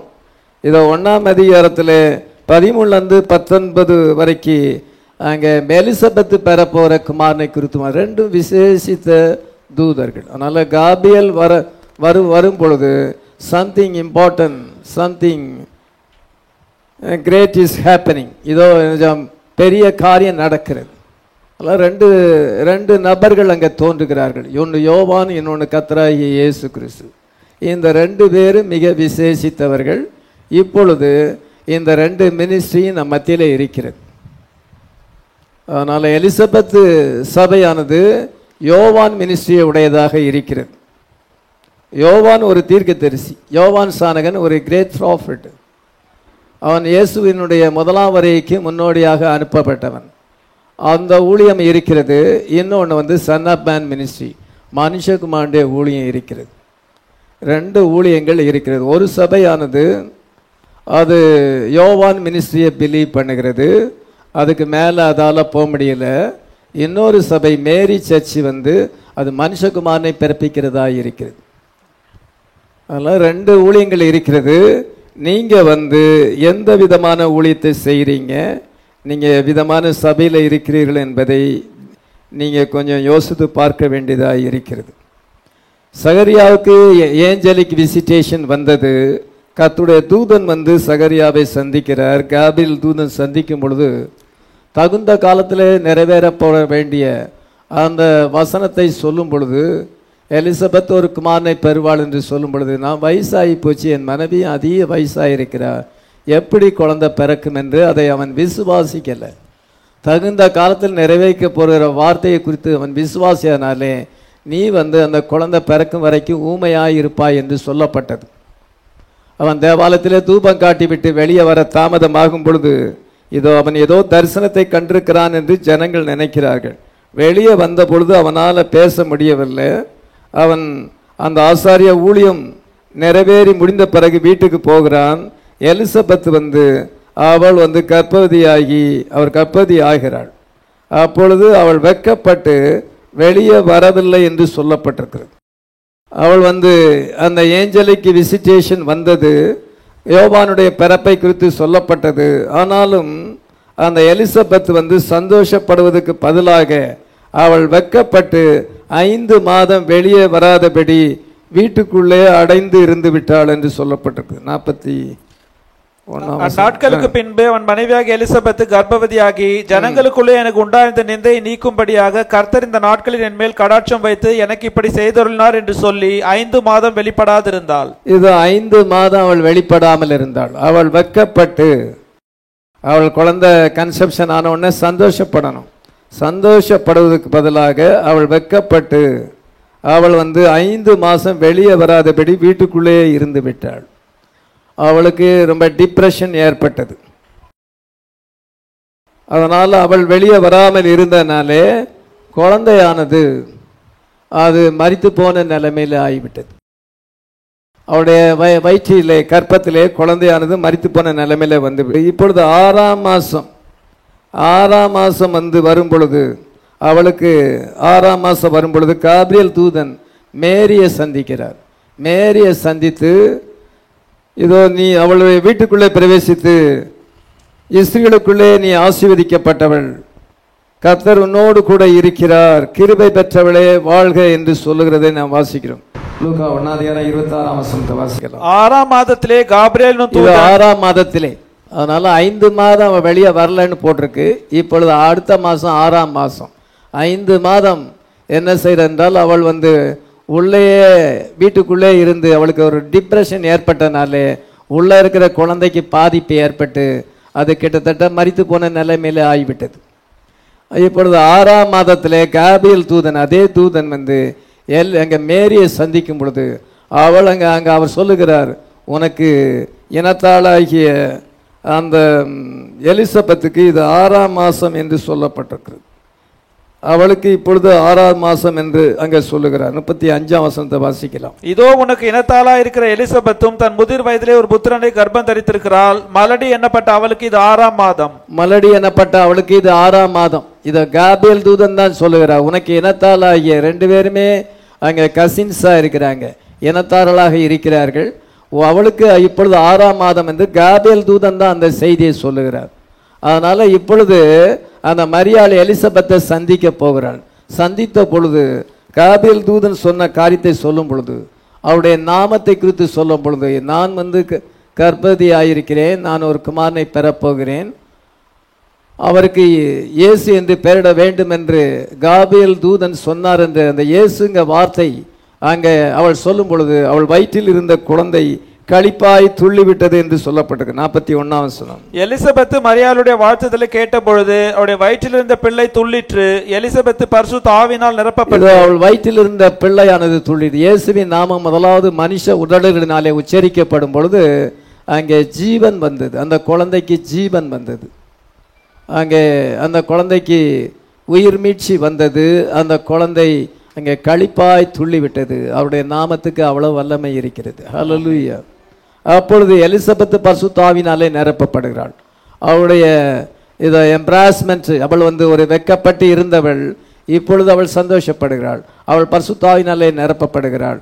அவள் பரிசுத்த ஆவியினாலே அவள் நிரப்பப்பட்டு அவள் என்ன சொல்லுகிறாள் என்றால், என் ஆண்டவருடைய தாயார் என்னிடத்தில் வந்தது எவ்வளவு நல்லது என்று சொல்லுகிறாள். அந்த தொடர்ந்து அந்த வசனத்தை வாசிக்கலாம். என் ஆண்டவருடைய தாயார் என்னிடத்தில் வந்தது எனக்கு எதினால் கிடைத்தது. இது என் ஆண்டவருடைய தாயார் என்னிடத்தில் வந்தது எனக்கு எவ்வளவு பெரிய சிலாக்கியம் என்று சொல்லுகிறாள். அதனால மரியாளுடைய கற்பத்தில் இருக்கிற குழந்தை அது என் ஆண்டவருடைய, அது என் ஆண்டவர் என்று சொல்லுகிறார். மரியாள் கற்பத்தில் இருக்கிற அந்த குழந்தை என் ஆண்டவர். அதனால ஜீசஸ் கிரைஸ்ட் கற்பத்தில் இருக்கும் பொழுதே அவரை ஆண்டவர் என்று அறிக்கையிடுகிறார். எத்தனை பேர் நம்ம இயேசுவை ஆண்டவர் என்று சொல்லுகிறோம்? ஆமீன். ஒன் காட் இன் 3 மேனிஃபெஸ்டேஷன், ஒன் காட் இன் 3 ஆஃபீஸஸ். ஒரே தேவன் 3 ஸ்தானத்தில் இருக்கிறார். ஆனால் சாபனத்து மக்கள் என்ன செய்கிறாங்க? ஒன் காட் இன் 3 பர்சன் சொல்கிறாங்க. இங்கே எலிசபெத் என்ன அறிக்கையிடுகிறாள்? மரியாளுடைய கற்பத்தில் இருக்கிற குழந்தையானது அது என்னுடைய ஆண்டவர் என்று சொல்லுகிறார். பைபிளில் எல்லா இடத்துலையும் ஒன் காடை தான் வாசிக்கிறோம், திருத்துவத்தை நம்ம வாசிக்கலை. திருத்துவம் ஒரு தியாலஜி. அதனால் சாப்பிடுறது மக்கள் தியாலஜிக்கல் காடை வழிபடுறாங்க. நம்ம பர்சன் ஆஃப் கிரைஸ்ட், நம்ம இயேசு ஒரு நபராக இருக்கிறார், அவரை நம்ம ஆராதிக்கிறோம். 3 பர்சன் அல்ல, ஒன் காட் தான் நம்ம பார்க்கணும். ஒன் காட் இன் 3 ஆஃபீஸஸ், 3 ஸ்தானங்களில் இருக்கிறார், 3 ஃபார்மாக இருக்கிறார். ஆனால் திருத்துவம் வேதத்தில் இல்லாத வார்த்தை, தேவத்துவம் தான் எழுதியிருக்க ஒழிய திருத்துவங்க வார்த்தை கிடையாது. அதனால் சாபனத்து மக்கள் ஃபால்ஸ் காடை ஒர்ஷிப் பண்ணுறாங்க, தியாலஜிக்கல் காடை ஒர்ஷிப் பண்ணுறாங்க. அவங்க பர்சன் ஆஃப் கிரைஸ்டை ஒர்ஷிப் பண்ணலை. இப்பொழுது எலிசபெத் பரிசுத்தாவினால் நிரப்பப்பட்டு அவள் தீர்க்க தரிசனம் உரைக்கிறாள். என் ஆண்டவருடைய தாயார் என்னிடத்தில் வந்தது எவ்வளோ பெரிய சந்தோஷம் என்று சொல்லுகிறாள்.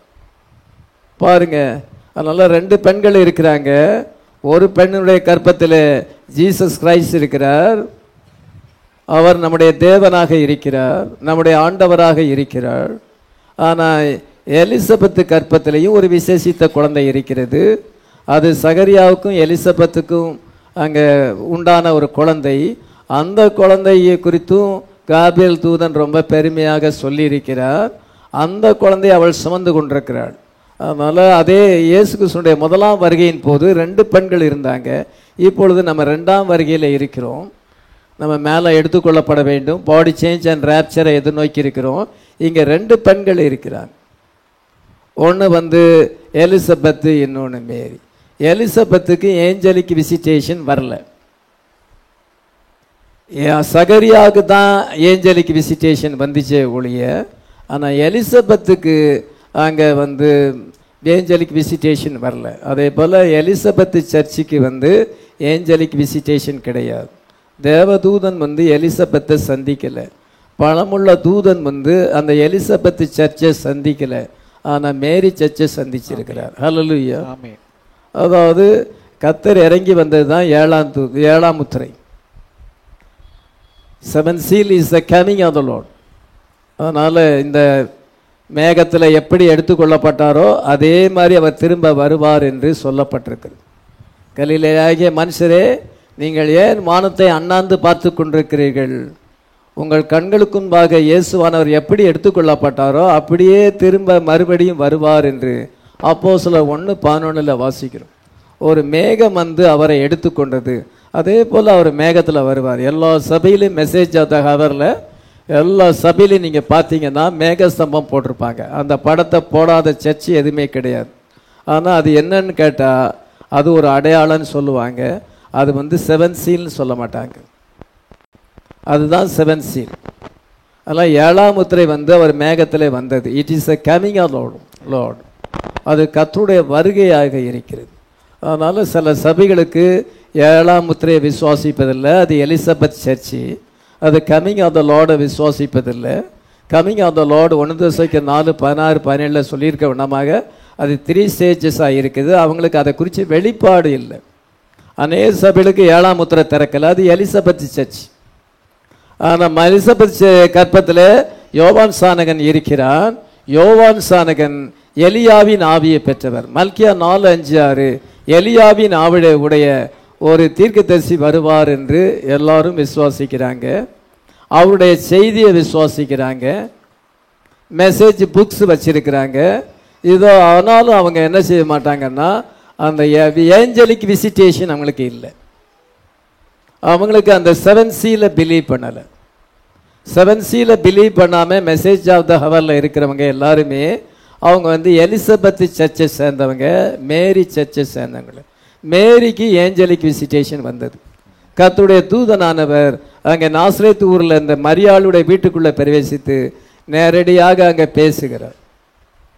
அவளோடு பேசுகிறார். கிருபை பெற்றவளே வாழ்க, கர்த்தர் உன்னோடு கூட இருப்பாங்க. ஹெட்சோன் வரும்பொழுது கிருபை உண்டாவதாக, கிருபை உண்டாவதாக என்று ஆர்ப்பரிப்பார்கள் என்று சகரியா 4:7 வாசிக்கிறோம். இப்பொழுது நமக்கு டோட்டல் கிரேஸ் கிடைச்சிருக்கு.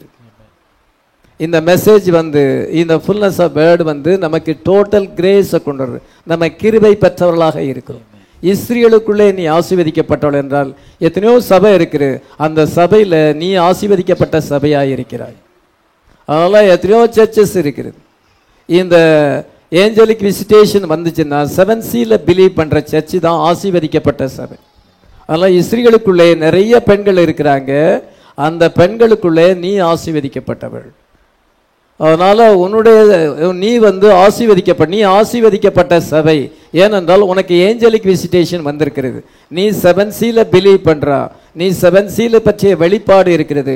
உனக்கு 7 சீல் விஷன் இருக்கிறது. ஏஞ்சலிக் விசிட்டேஷன் வந்திருக்கிறது. மரியாளுக்கு வந்தது, எலிசபெத்துக்கு வரல.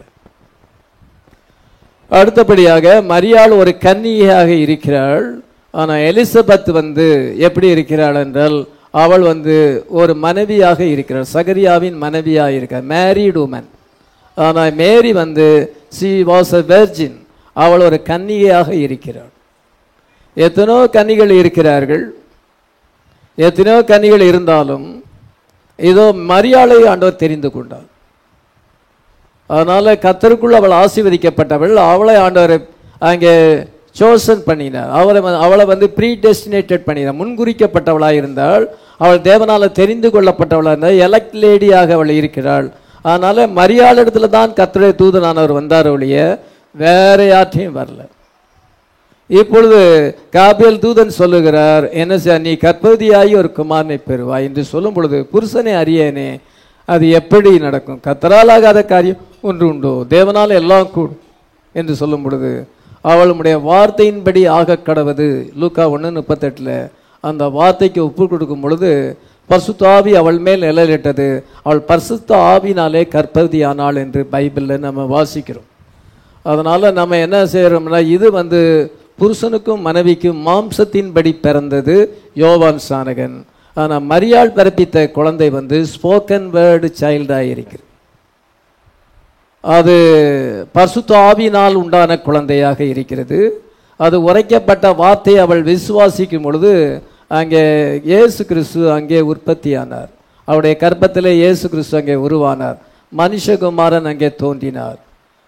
அங்கே தேவன் அங்கே மாம்சத்திலே அங்கே வெளிப்பட்டார். அதனால 2 பேர், இந்த 2 பெண்கள் பெற்ற குழந்தைக்கு வித்தியாசம் இருக்கிறது. இவன் ஓல்டு கிரியேஷன் படி, பழைய சிற்சிப்பின்படி யோவான் சானன் பிறந்தான். கணவனுக்கும் மனைவிக்கும் குழந்தை பிறப்பது நார்மலாக நடக்கிற மாதிரி. ஆனால் அங்கே வயசான காலத்தில் குழந்தை பெற்றாங்க. அதுதான் அங்கே அற்புதம். ஆனால் இங்கே வந்து இது வந்து உலகத்திலே நடக்காத காரியம்.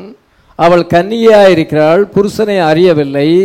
எப்படி ஆகும்? கர்த்தரால் ஆகும். இது தேவனால் எல்லாம் கூடுன்னு விசுவாசிக்கும் பொழுது அங்கே கர்த்தர் தனக்கென்று ஒரு சரீரத்தை மரியாளுடைய கற்பத்திலே சிசித்தார்.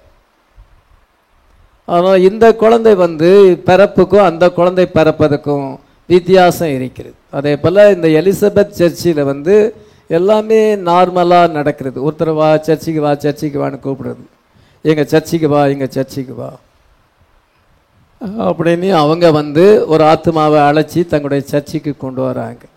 ஆனால் இங்கே பிறக்கிறது ஸ்போக்கன் வேர்டு சில்ட்ரன், உரைக்கப்பட்ட வார்த்தையினால கவர்ச்சிக்கப்பட்டு அந்த உரைக்கப்பட்ட வார்த்தையை விசுவாசித்து சபைக்கு வர்றாங்க. அவங்களுடைய அட்ராக்ஷன், அந்த சபைக்கு வரவுடைய அட்ராக்ஷன் என்னென்னா அங்கே வார்த்தையின் மேலே உள்ள அட்ராக்ஷனில் வர்றாங்க. அதனால் அந்த வார்த்தையை அவங்க பிலீவ் பண்ணும் பொழுது, வார்த்தையை விசுவாசிக்கும் பொழுது என்ன செய்யுது, நியூ பேர்த் அவங்களுக்கு கிடைக்கும். நியூ பேர்த் இது ஓல்டு பேர்த். யோவான் ஓல்டு பேர்த், கணவனுக்கு மனைவிக்கும் உலகத்தில் வழக்கமாக பிறக்கிற மாதிரி ஓல்டு பேர்த். இது நியூ பேர்த். இயேசுக்கு அவர் தேவனுடைய சிசிப்புக்கு ஆதியாக இருக்கிறார். வெளிப்படுத்தல் 3:14 அதில் என்ன வாசிக்கிறோம் என்றால், உண்மையுள்ள சாட்சியின் தேவனுடைய சிசிக்கு ஆதியமாக இருக்கிறார். New creation. இயேசுடைய சரீரம் நியூ கிரியேஷன், மற்ற எல்லாமே ஓல்டு கிரியேஷன். இயேசு கிறிஸ்துவின் சரீரம் நியூ கிரியேஷன். இப்பொழுது தொடர்ந்து நம்ம நியூ கிரியேஷனில் வருகிறோம். அதான் நியூ பேர்த். ஜஸ்டிஃபிகேஷன் இருக்கிறது, சாங்க்டிஃபிகேஷன் இருக்கிறது. ட்ரெஸ்ஸை நல்லா போடுறாங்க.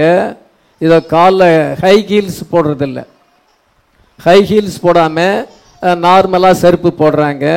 மற்றும் என்ன செய்தால் இந்த அழகு சாதனங்களை பயன்படுத்துவதில்லை. இப்படி எல்லாமே சாங்க்டிஃபிகேஷன். இந்த எலிசபெத் சர்ச்சு எல்லாம் சாங்க்டிஃபிகேஷன்லாம் இருக்குது, எல்லாம் இருக்குது. ஆனால் நியூ பேர்த் இல்லை.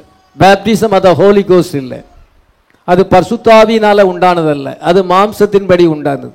அதனால் நீதிமானாக்கப்படுதல், பரிசுத்தமாக்கப்படுதல் எலிசபெத் சர்ச்சில் இருக்கிறது. ஆனால் எலிசபெத் சர்ச்சில் உள்ளவங்களுக்கு நியூ பேர்த் இல்லை. அங்கே ஹோலி ஸ்பிரிட்டில் பேரில் மரியாளுடையது அந்த குழந்தை பரிசுத்தாவியினாலே உண்டானது. அதனால் அருமையானே அந்த குழந்தை விசேஷித்த குழந்தை. அவள் புருஷனை அறிந்து அவள் பிறந்திருக்கிறாள். இது புருஷனை அறியாமல், புருஷனை அறியாமல் பிறந்திருக்குது. இது தேவன் மாம்சத்தில் வெளிப்பட்டிருக்கார். அவளுக்கு new heart, new spirit, his spirit ஆண்டவர் கொடுத்து அந்த நியூ பேர்த் அங்கே வந்திருக்கிறது. ஸ்போக்கன் வேர்டு சில்ட்ரனாக இருக்கிறார். இந்த சபை spoken word children new birth அடைஞ்சிருக்கிறாங்க. அவங்க நியூ பேர்த் அடையும். நியூ பேர்த் அடையாமல் ரேப்சரில் போக முடியாது. அதனால பாருங்க, இந்த இயேசு கிறிஸ்து நியூ பேர்த்தா இருக்கார். தேவனுடைய சிருஷ்டிக்கு ஆதியாக இருக்கிறார். தொடர்ந்து மணவாட்டியை ஆண்டவர் சிருஷ்டிக்கிறார். முதலாவது அவர் நியூ கிரியேஷனாக இருக்கிறார். அவருடைய சரீரம் நியூ கிரியேஷன். இன்னைக்கு நம்ம தொடர்ந்து வார்த்தையினாலே நம்ம இன்னைக்கு நியூ கிரியேஷனாக இருக்கிறோம். இதுதான் மரியாளுடைய சபையை நம்ம விதமாக வாசிக்கிறோம். இப்பொழுது என்ன காண்கிறோம் என்றால், ரெண்டு பேருமே வார்த்தையில் இருக்கிறாங்க. யோவான் சானகன் ஏசாயா 40ஆம் அதிகாரத்திலே வாசிக்கிறோம். மல்கியா 3ஆம் அதிகாரத்திலே வாசிக்கிறோம். மல்கியா 4, 5, 6லையும் வாசிக்கிறோம். இவ்விதமாக யோவான் சானகனுடைய பெயர் பைபிளில் இருக்கிறது. எலிசபெத்து தன்னுடைய குமாரனுடைய பெயரை பைபிளில் பார்க்கிறாள். அவன் அந்த யோவான் சானகர் ஒரு முன்னோடியாக இருக்கிறான். அவன் தீர்க்கதரிசியாக இருக்கிறான். அவனுடைய பெயரை பார்க்கிறாள், ஆனால் தன்னுடைய பெயரை அவள் பார்க்கவில்லை. அதே போல் எலிசபெத் சர்ச்சை சேர்ந்தவங்க என்ன செய்வாங்கன்னா, பென்காமை பைபிளில் பார்ப்பாங்க. 7ஆம் தூதனாக இருக்கிறார். அவர் எலியாவின் ஆவிய உடையவராக இருக்கிறார். அவர் முன்னோடியாக அனுப்பப்பட்டிருக்கிறார். அவர் தான் கடைசி செய்தியாளராக இருக்கிறார் என்று சொல்லி பென்காமுடைய பெயரை பைபிளில் பார்க்குறாங்க. அவர் தான் எலியேசராக இருக்கிறார், இப்படி மணவாட்டியை ஆயத்தம் பண்ணுகிறார் என்று சொல்லி பென்காமை குறித்து பைபிளில் என்ன எழுதியிருக்குதோ அதெல்லாம் அவங்க விசுவாசிக்கிறாங்க, அதெல்லாம் பார்க்குறாங்க. ஆனால் தங்களுடைய பெயரை பார்க்கல. என்னுடைய பெயர் பைபிளில் இருக்கிறது என்று யோவான் கேபியல் தூதன் புக்கை ஓப்பன் பண்ணுகிறார். புக்கை ஓப்பன் பண்ணி அதில் இருக்க சீக்கிரட்டை ரிவீல் பண்ணும் பொழுது எலிசபெத்து தன்னுடைய பெயரை பார்க்கல, ஆனால் தன்னுடைய மகனுடைய பெயர் அந்த யோவான் சானுடைய பெயரை பார்க்கிறார். இதுதான் டிஃபரன்ஸ். அதனால் இன்னைக்கு இருக்கிற சபை மெசேஜ் ஆஃப் த ஹவரில் இருக்கிற சிலர் வந்து பென்காம் பேரை பைபிளில் பார்த்து அதை காண்பிப்பாங்க. அவர் பேர் பைபிளில் இருக்கும், உன் பேர் இருக்கா அது சொல்ல தெரியாது. எலிசபெத்து தன்னுடைய பேரை பார்க்கல, ஆனால் அந்த தீர்க்கதரிசி அவள் பெறப்போகிற அந்த குமாரன், அந்த தீர்க்கதரிசி அந்த முன்னோடியுடைய பேரை பார்க்கிறாள். இங்கே பார்க்கும் பொழுது இந்த மரியாளை பார்க்கும் பொழுது தன்னுடைய பேரை பார்க்கிறாள். எலிசபெத்து தன்னுடைய பேரை பார்க்கல, இவள் வந்து தன்னுடைய பேரை பார்க்கிறாள். அவள் பெறப்போகிற குமாரனுடைய பேர் பைபிள் ஃபுல்லாக இருக்குதுன்னு அவளுக்கு தெரியும். இஸ்ரீன் வித்து என்று ஆதியாகமம் 3:15 எழுதப்பட்டிருக்கு. முதல்ல ஆதியாகமம் 3:15 அவர் இஸ்ரீன் வித்து தோன்றுவார் என்று அங்கே சொல்லப்பட்டிருக்கு. பின்பு அவர் ஆபிரகாமின் சந்ததியிலே அங்கே ஆபிரகாமுடைய சீடாக இருக்க வேண்டும் என்று பார்க்கிறார். அதன் பின்பு அவள் தாவீதின் சந்ததியிலே வர வேண்டும், அது கன்னிகை மூலமாக வர வேண்டும். ஏசாயா 7:14 சொன்னாங்க, 712 வருஷத்துக்கு முன்னாடி சொன்னது. அந்த அந்த அந்த கன்னிகை வந்து நான் தான் என்று அவள் ரியலைஸ் பண்ண என்ன குறித்து அதை எழுதியிருக்கு.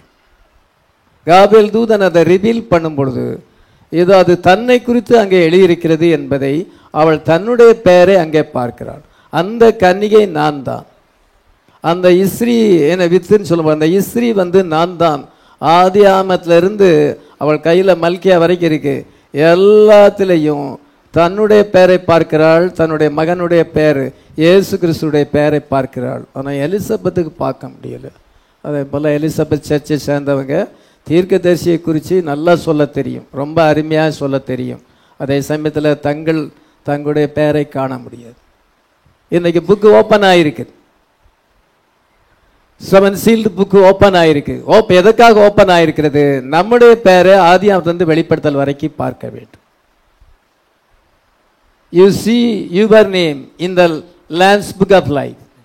உங்களுடைய பெயரை நீங்கள் அங்கே பார்ப்பிருந்தால் நீங்கள் ஒரு காலம் பின்வாங்கி போக முடியாது, ஒரு காலம் விழுந்து போக முடியாது.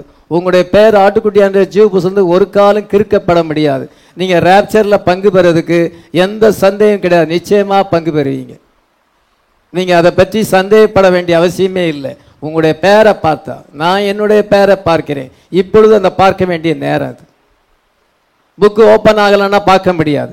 7 சபை கால பரிசுத்தவான்கள் பார்க்க முடியாது. மார்ட்டின் லூத்தருக்கு தான் 5வது சபையின் தூதன் என்று அவருக்கு தெரியாது. அதனால அவங்களுடைய ஊழியத்தை செஞ்சாங்க, ஆனால் அவங்க பேரை பார்க்கல. இன்னைக்கு பிரதர் பென்காம் தன்னுடைய பெயரை பார்க்கிறார், நாமும் நம்முடைய பெயரை பார்க்கிறோம். நம்முடைய பெயர் அங்கே இருக்கிறது, ஒரு காலம் கிறுக்கப்பட முடியாது. கவலைப்படவே வேண்டாம். ஏதோ நம்மை பரிசுத்தப்படுத்தி நம்மை பூரணப்படுத்தி மேலே கொண்டு போகிறது அவருடைய பொறுப்பாக இருக்கிறது. ஆனால் அவ்விதமான ஒரு ரெஸ்ட்ல நம்ம இருக்கிறோம், அவ்விதமான ஒரு நம்பிக்கையோடு நம்ம ஜீவிக்கிறோம். அதான் ரேப்சரிங் ஃபெய்த். இப்பொழுது நமக்கு ரேப்சரிங் ஃபெய்த் வந்திருக்கிறது. 7 தண்டர்ஸை நம்ம ரிசீவ் பண்ணி கொண்டிருக்கிறோம், எல்லா வெளிப்பாடையும் ரிசீவ் பண்ணி கொண்டிருக்கிறோம். ஃபுல்னஸ் ஆஃப் வேர்டு இன்னைக்கு வந்திருக்கிறது. முத்திரைகள் திறக்கப்படும் பொழுது ஃபுல்னஸ் ஆஃப் வேர்டு வந்திருக்கிறது. அதனால இந்த எலிசபெத் சர்ச்சுக்கும் இந்த மேரி சர்ச்சுக்கும் அதுதான் வித்தியாசம். அது மாத்திரமல்ல, நம்ம பார்க்கும் பொழுது யோவான் வந்து பார்ட் வேர்டாக இருக்கிறான். யோவான் சானகன், இயேசு கிறிஸ்து ஃபுல்னஸ் ஆஃப் வேர்டாக இருக்கிறார். அதெல்லாம் ஆதி காலங்களில் பங்கு பங்காகும் வகை வகையாகும் தீர்க்கதரிசிகள் மூலமாய் பிதாக்களுக்கு திருவளம் பற்றின தேவன் இந்த கடைசி காலத்தில் குமாரன் மூலமாக நமக்கு திருவளம் பற்றினார். அதனால ஆதியாகமத்திலிருந்து மல்கியா வரைக்கும் அவங்க கையில் இருக்கிற எல்லா புஸ்தகம், அதான் இதோ நான் வந்து உம்முடைய சித்தத்தை செய்ய வருகிறேன் என்று எபிரேயர் 10:5 புஸ்தக சுருளில் என்னை குறித்து எழுதப்பட்டிருக்குது. அவங்கெல்லாம் பார்ட் வேர்டாக வெளிப்படுத்தினாங்க. தேவனை வந்து பகுதி பகுதியாக வெளிப்படுத்தினார்கள். இயேசு கிறிஸ்து வரும் பொழுது தேவனை பரிபூர்ணமாக வெளிப்படுத்தினார்.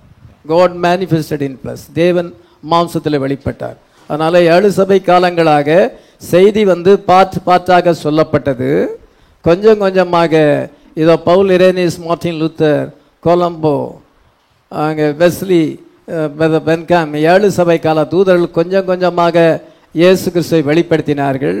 ஆனால் இந்த கடைசி காலத்தில் வரும்பொழுது முத்திரைகள் திறக்கப்பட்டு தேவன் இன்னைக்கு பரிபூர்ணமாக வெளிப்படுத்தப்பட்டிருக்கிறார். ஆமென். ஃபுல்னஸ் ஆஃப் வேர்டு வந்திருக்கிறது. முத்திரைகள் திறக்கப்படவில்லை என்றால் ஃபுல்னஸ் ஆஃப் வேர்டு இல்லை.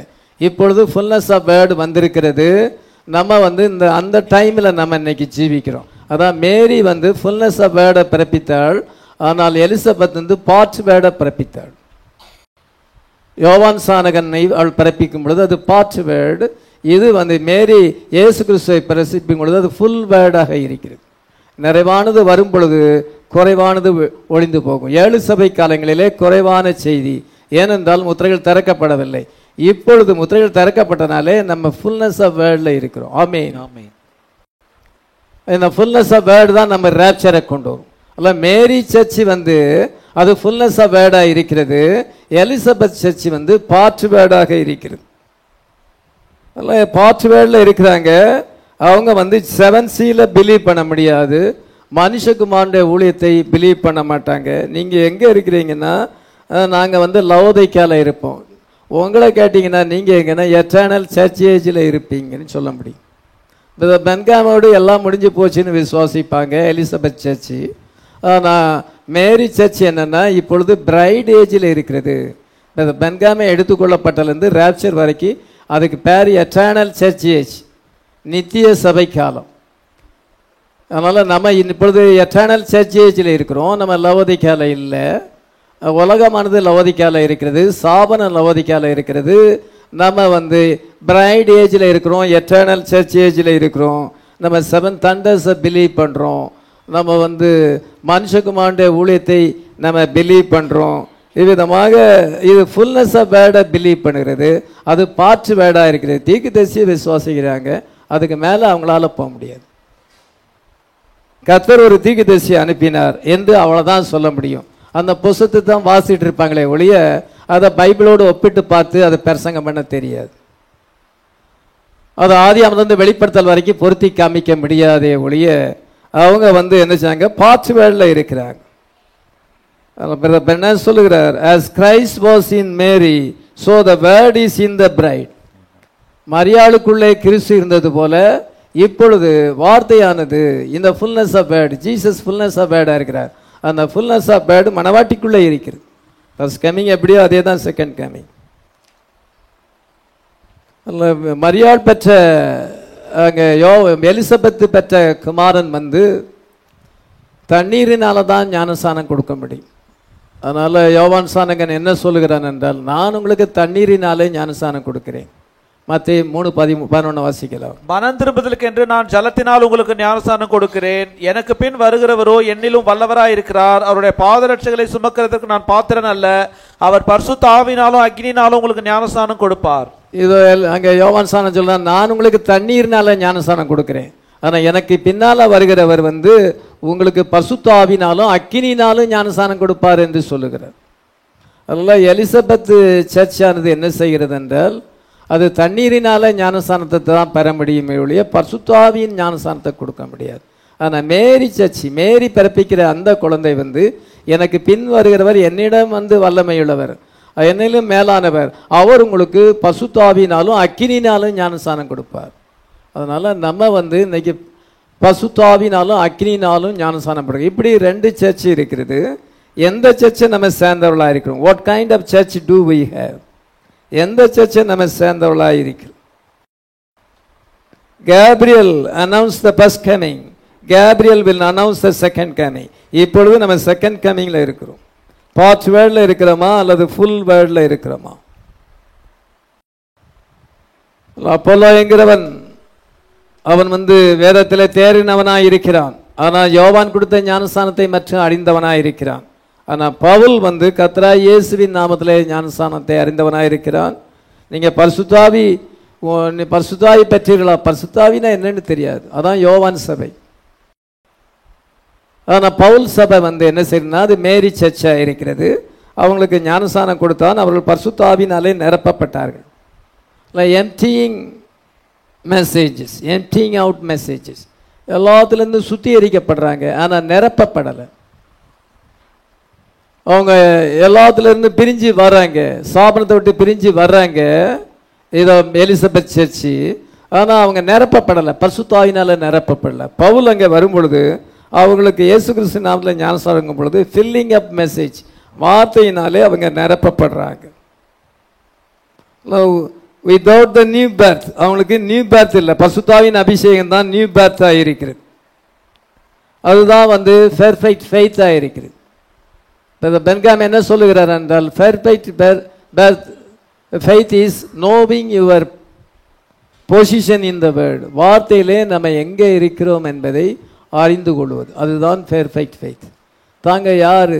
நம்ம இப்போ லவோதிக்கால இல்லை, நம்ம பிரைட் ஏஜில் இருக்கோம், எட்டர்னல் சர்ச் ஏஜில் இருக்கிறோம், 7 சீலில் இருக்கிறோம். தங்களுடைய பொசிஷனை அறிவது, அந்த பொசிஷனை அறிவது தான் பெர்ஃபெக்ட் ஃபெய்த். பெர்ஃபெக்ட் ஃபெய்த் தான் நம்ம வந்து ராப்சரில் பங்கு பெறும்படியாக செய்கிறது. இல்லை, மேரிக்கு பெர்ஃபெக்ட் ஃபெய்த் இருந்தது, ஆனால் எலிசபெத் வந்து பாற்று வேட பிறப்பித்தாள். இந்த கடைசி நேரத்தில் அவ்விதமாக நடக்கிறது. இது வந்து புதிய ஏற்பாட்டின் கடைசி நேரமாக இருக்கிறது. பழைய ஏற்பாட்டின் கடைசி நேரத்தில் இயேசு கிறிஸ்துவை குறித்த வெளிப்பாடு ஒரு சிலருக்கு மட்டும்தான் கிடைத்தது. அவங்க தான் எலெக்ட் பீப்புள், கொஞ்சம் பேர் மட்டும்தான் பிலீவ் பண்ணாங்க. அந்த வேதபாரர், பரிசேயர், சதுசேயர் அதை ஏற்றுக்கொள்ளவில்லை. அதனால் இவங்க எலெக்டட் பீப்புளாக இருக்கிறாங்க. சகரியா, எலிசபெத், ஜோசப், மேரி, சைமன், ஆனா என்றதான கொஞ்சம் பேர் மட்டும்தான் அவருடைய பிறப்பில் வந்து இயேசு கிறிஸ்து பிறந்ததை அங்கே அறிந்து கொண்டார்கள். ஆனால் மற்றவங்க அறிந்து கொள்ளவில்லை. அவங்க எலெக்டட் பீப்புளாக இருக்கிறார்கள். நம்ம இந்த கடைசி காலத்தில் எலெக்டட் பீப்புளாக இருக்கிறோம். This one is elected to have the full word. நம்ம பரிபூர்ணமான வார்த்தையை விசுவாசிக்கும்படியாக நம்ம தேவனால் தெரிந்து கொள்ளப்பட்டவர்களாக இருக்கிறோம். எலிசபெத்து குழந்தை பெறும் பொழுது அயலகத்தார் எல்லாரும் வந்து சந்தோஷப்படுகிறார்கள். அயலகத்தார் வந்து எலிசபெத்தை வாழ்த்தினார்கள். 40:1 லூக்கா 40:41 வாசிக்கலாம். சகரியாவின் வீட்டுக்குள் பிரவேசித்து எலிசபெத்தை வாழ்த்தினாள். இதோ இங்கே நம்ம வந்து அயலகத்தார் எல்லாருமே வந்து அங்கே சந்தோஷப்பட்டார்கள் என்று சொல்லப்பட்டிருக்கிறது. ஆனால் மரியாள் குழந்தை பெறும் பொழுது தேவதூதர்கள் வானத்திலிருந்து இறங்கி வந்தார்கள், மேய்ப்பர்களுக்கு தரிசனமானார்கள், தேவதூதர்கள் வந்து வாழ்த்தினார்கள். அவங்க வந்து அவருடைய அயலகத்தார் 58ஆம் வசனத்தை வாசிக்கலாம். கர்த்தர் அவரிடத்தில் தம்முடைய இரக்கத்தை விளங்க பண்ணினார் என்று அவருடைய அயலகத்தாரும் பந்து ஜனங்களும் கேள்விப்பட்டு அவருடனே கூட சந்தோஷப்பட்டார். அங்க எலிசபெத் குழந்தை பெறும் பொழுது, அந்த குழந்தைய பிரதிஷ்டை செய்யும் பொழுது அயலகத்தார் எல்லாருமே வந்தாங்க, பந்து ஜனங்கள் எல்லாரும் வந்து சந்தோஷப்பட்டாங்க. ஆனா இயேசு கிறிஸ்து பிறக்கும் பொழுது வானத்திலிருந்து தேவதூதர்கள் வந்து உன்னதத்திலே மகிமையும் மனுஷர் மேல் பிரியமும் உண்டாவதாக என்று அங்கே அந்த குழந்தையை வாழ்த்தினார்கள். தேவதூதர்கள், ஏஞ்சல்ஸ் ஃப்ரம் ஹெவன், அங்கே வந்து வாழ்த்தினார்கள். யோவான் சானகன் அவன் வந்து எரிந்து பிரகாசிக்கிற விளக்காய் இருந்தான் என்று சொல்லப்பட்டிருக்கிறது. யோவான் 5:35, சில காலம் நீங்கள் அவனுடைய வெளிச்சத்திலே களி கூர்ந்தீர்கள். ஆனால் இயேசு கிறிஸ்து லைட் ஆஃப் த வேர்ல்டு, நான் உலகத்துக்கு ஒளியாயிருக்கிறேன். இவன் வந்து கொஞ்ச காலம் பிரகாசித்தான், ஆனால் இயேசு கிறிஸ்து எப்பொழுதுமே வெளிச்சமாயிருக்கிறான். எலிசபெத்து பெற்ற குமாரன் கொஞ்ச காலம் வெளிச்சமாயிருந்தான், ஆனால் இயேசு கிறிஸ்து உலகத்துக்கே லைட் ஆஃப் த வேர்ல்டு, உலகத்துக்கே வெளிச்சமாயிருக்கிறார். அதனால் எலிசபெத்துடைய குமாரனை விட மேரியினுடைய குமாரன் அவர் விசேஷித்தவராக இருக்கிறார்.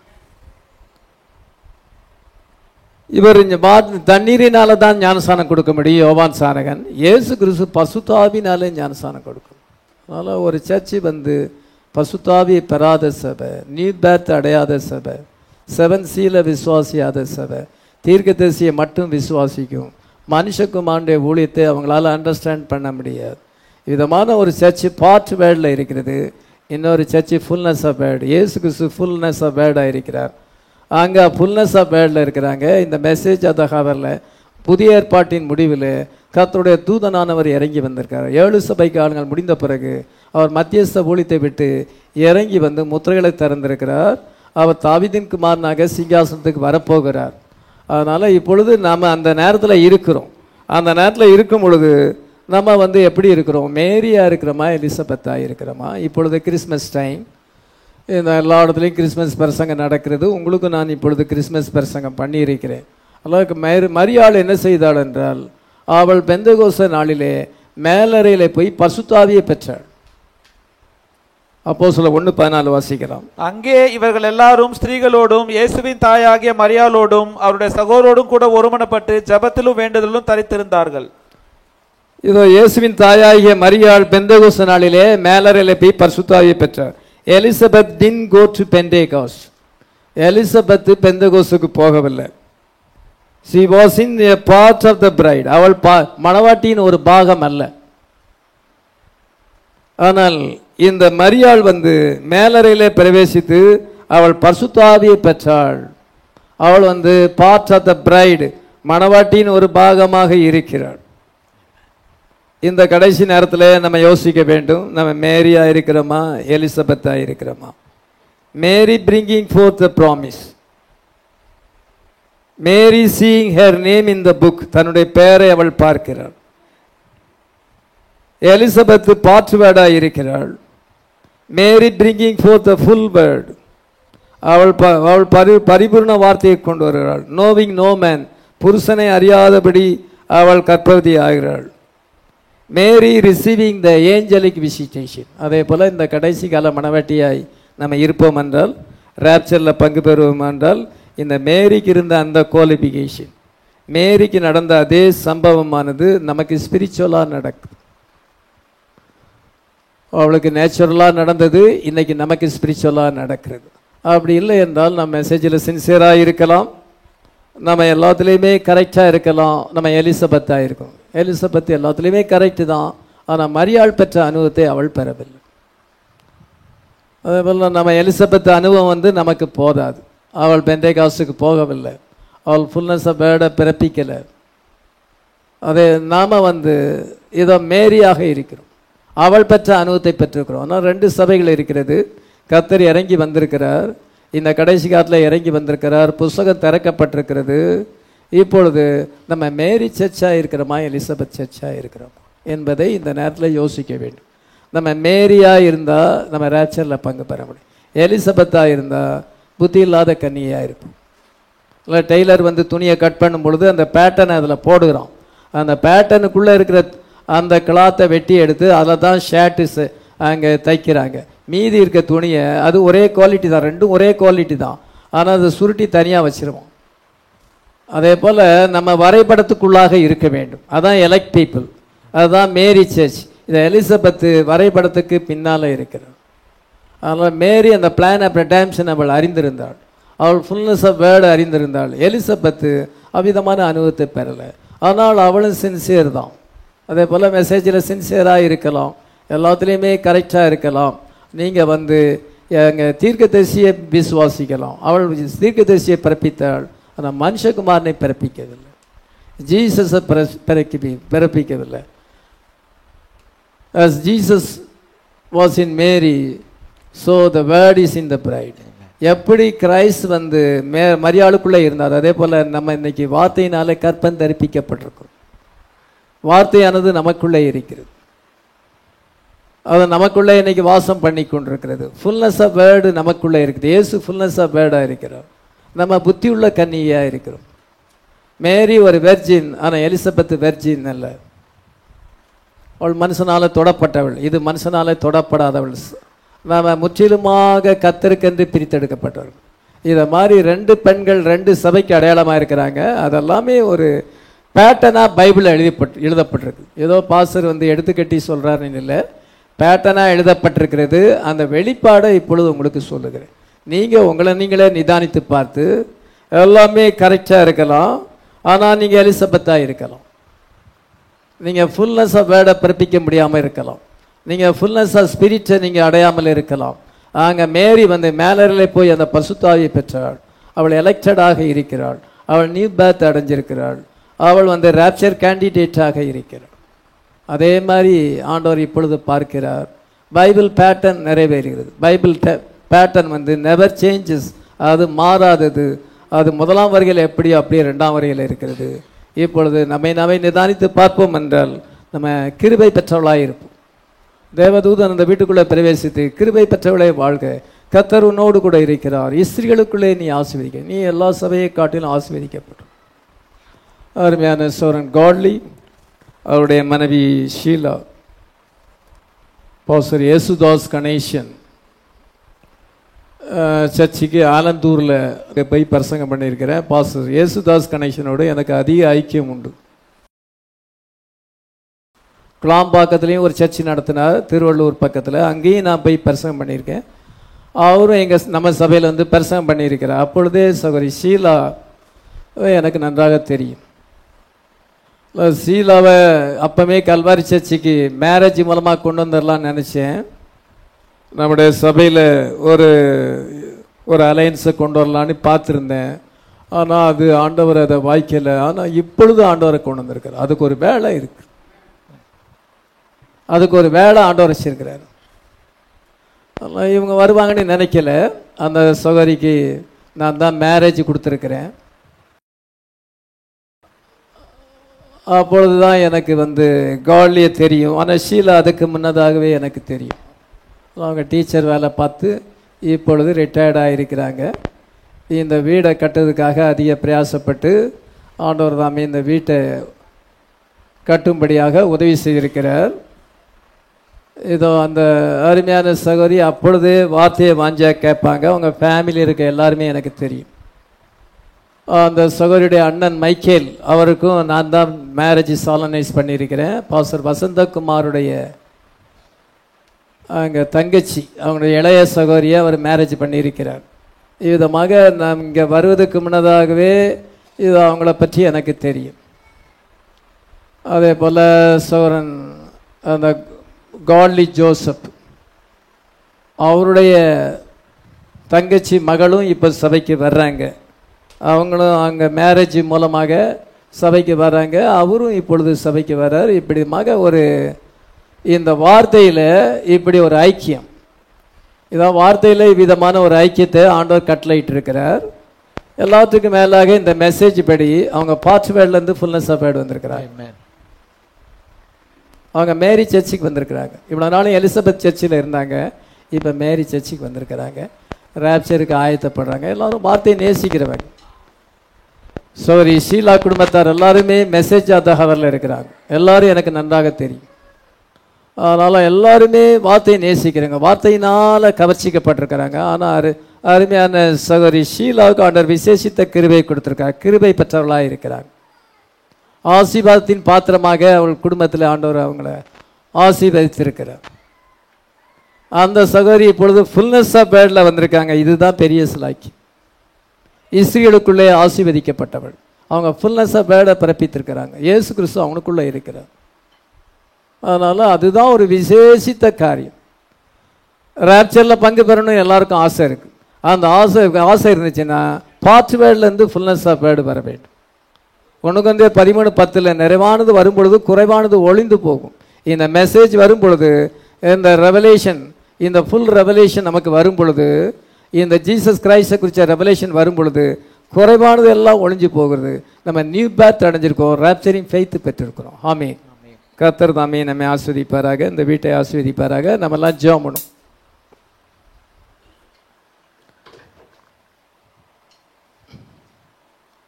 இந்த வீட்டுக்காக ஜெபிக்க வேண்டும்.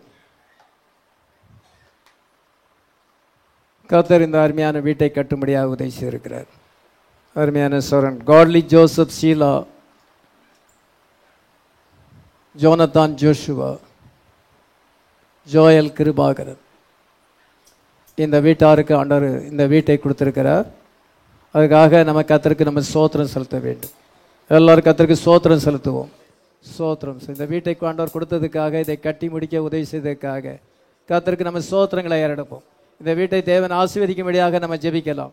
கர்த்தாவே ஸ்தோத்திரம், ஸ்தோத்திரம், ஸ்தோத்திரம், ஸ்தோத்திரம். இன்றும் என்றும் மாறிடாத இயேசுவே, ஜீவனித்திரல்ல அன்பினார். இன்றும் என்றும் மாறிடாத இயேசுவே, ஜீவனித்திரல்ல அன்பினார். திவ்ய வாக்கு தத்தம் தம்மை சீரப்படுத்தி கிருபையாலே ஏற்றிடுவீரே. திவ்ய வாக்கு தத்தம் தம்மை சீரப்படுத்தி கிருபையாலே ஏற்றிடுவீரே. இயேசுவே என்னை நீர் ஆசீர்வதியும், சௌக்கியமின்றிடும் நம்பி வந்தேன். இயேசுவே வியாதியும் சௌக்கியமீட்டிடும் நான் நம்பி வந்தேனே. எல்லாரும் எழுந்து நின்று நாம இந்த வீட்டை பிரதிஷ்டை செய்ய வேண்டும். எல்லாரும் எழும்பி நிற்போம்.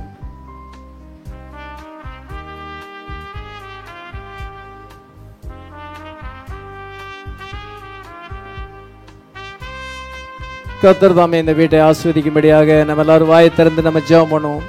கர்த்தாவே ஸ்தோத்திரம். இந்த வீட்டை ஆசீர்வதி, இந்த வீட்டாரை ஆசீர்வதிப்பீராக. இங்க வந்து எல்லாரையும் எங்களை நேசிக்கிற பரலோக பிதாவே, இந்த அருமையான நாளிலே இந்த வீட்டோடு கூட சேர்ந்து உம்முடைய நாமத்தை மகிமைப்படுத்த உம்முடைய வார்த்தையை தியானிக்க எங்களுக்கு கொடுத்த கிருபைக்காக ஸ்தோத்திரம். கர்த்தாவே, நாங்கள் 2ஆம் வருகையின் காலத்தில் இருக்கிறோம். நீர் இறங்கி வந்திருக்கிறீர். நாங்கள் 7 சீல் விஷனில் இருக்கிறோம். முத்திரைகள் திறக்கப்பட்டிருக்குது. எங்களுடைய பெயரை நாங்கள் பார்க்கிறோம். மனுஷகுமாரனை கடைசியாக ஆண்டவரே சபையானது மணவாட்டி பிறப்பித்திருக்கிறாள். கர்த்தாவே, நாங்கள் ஃபுல்னஸ் ஆஃப் வேர்டில் இருக்கிறோம். கர்த்தாவே, நீர் எங்களுக்கு நியூ பேர்த் தந்திருக்கிறீர், ராப்சரிங் ஃபெய்த் தந்திருக்கிறீர். எங்களுடைய பெயரை நாங்கள் புஸ்தகத்திலே நாங்கள் காணுகிறோம்.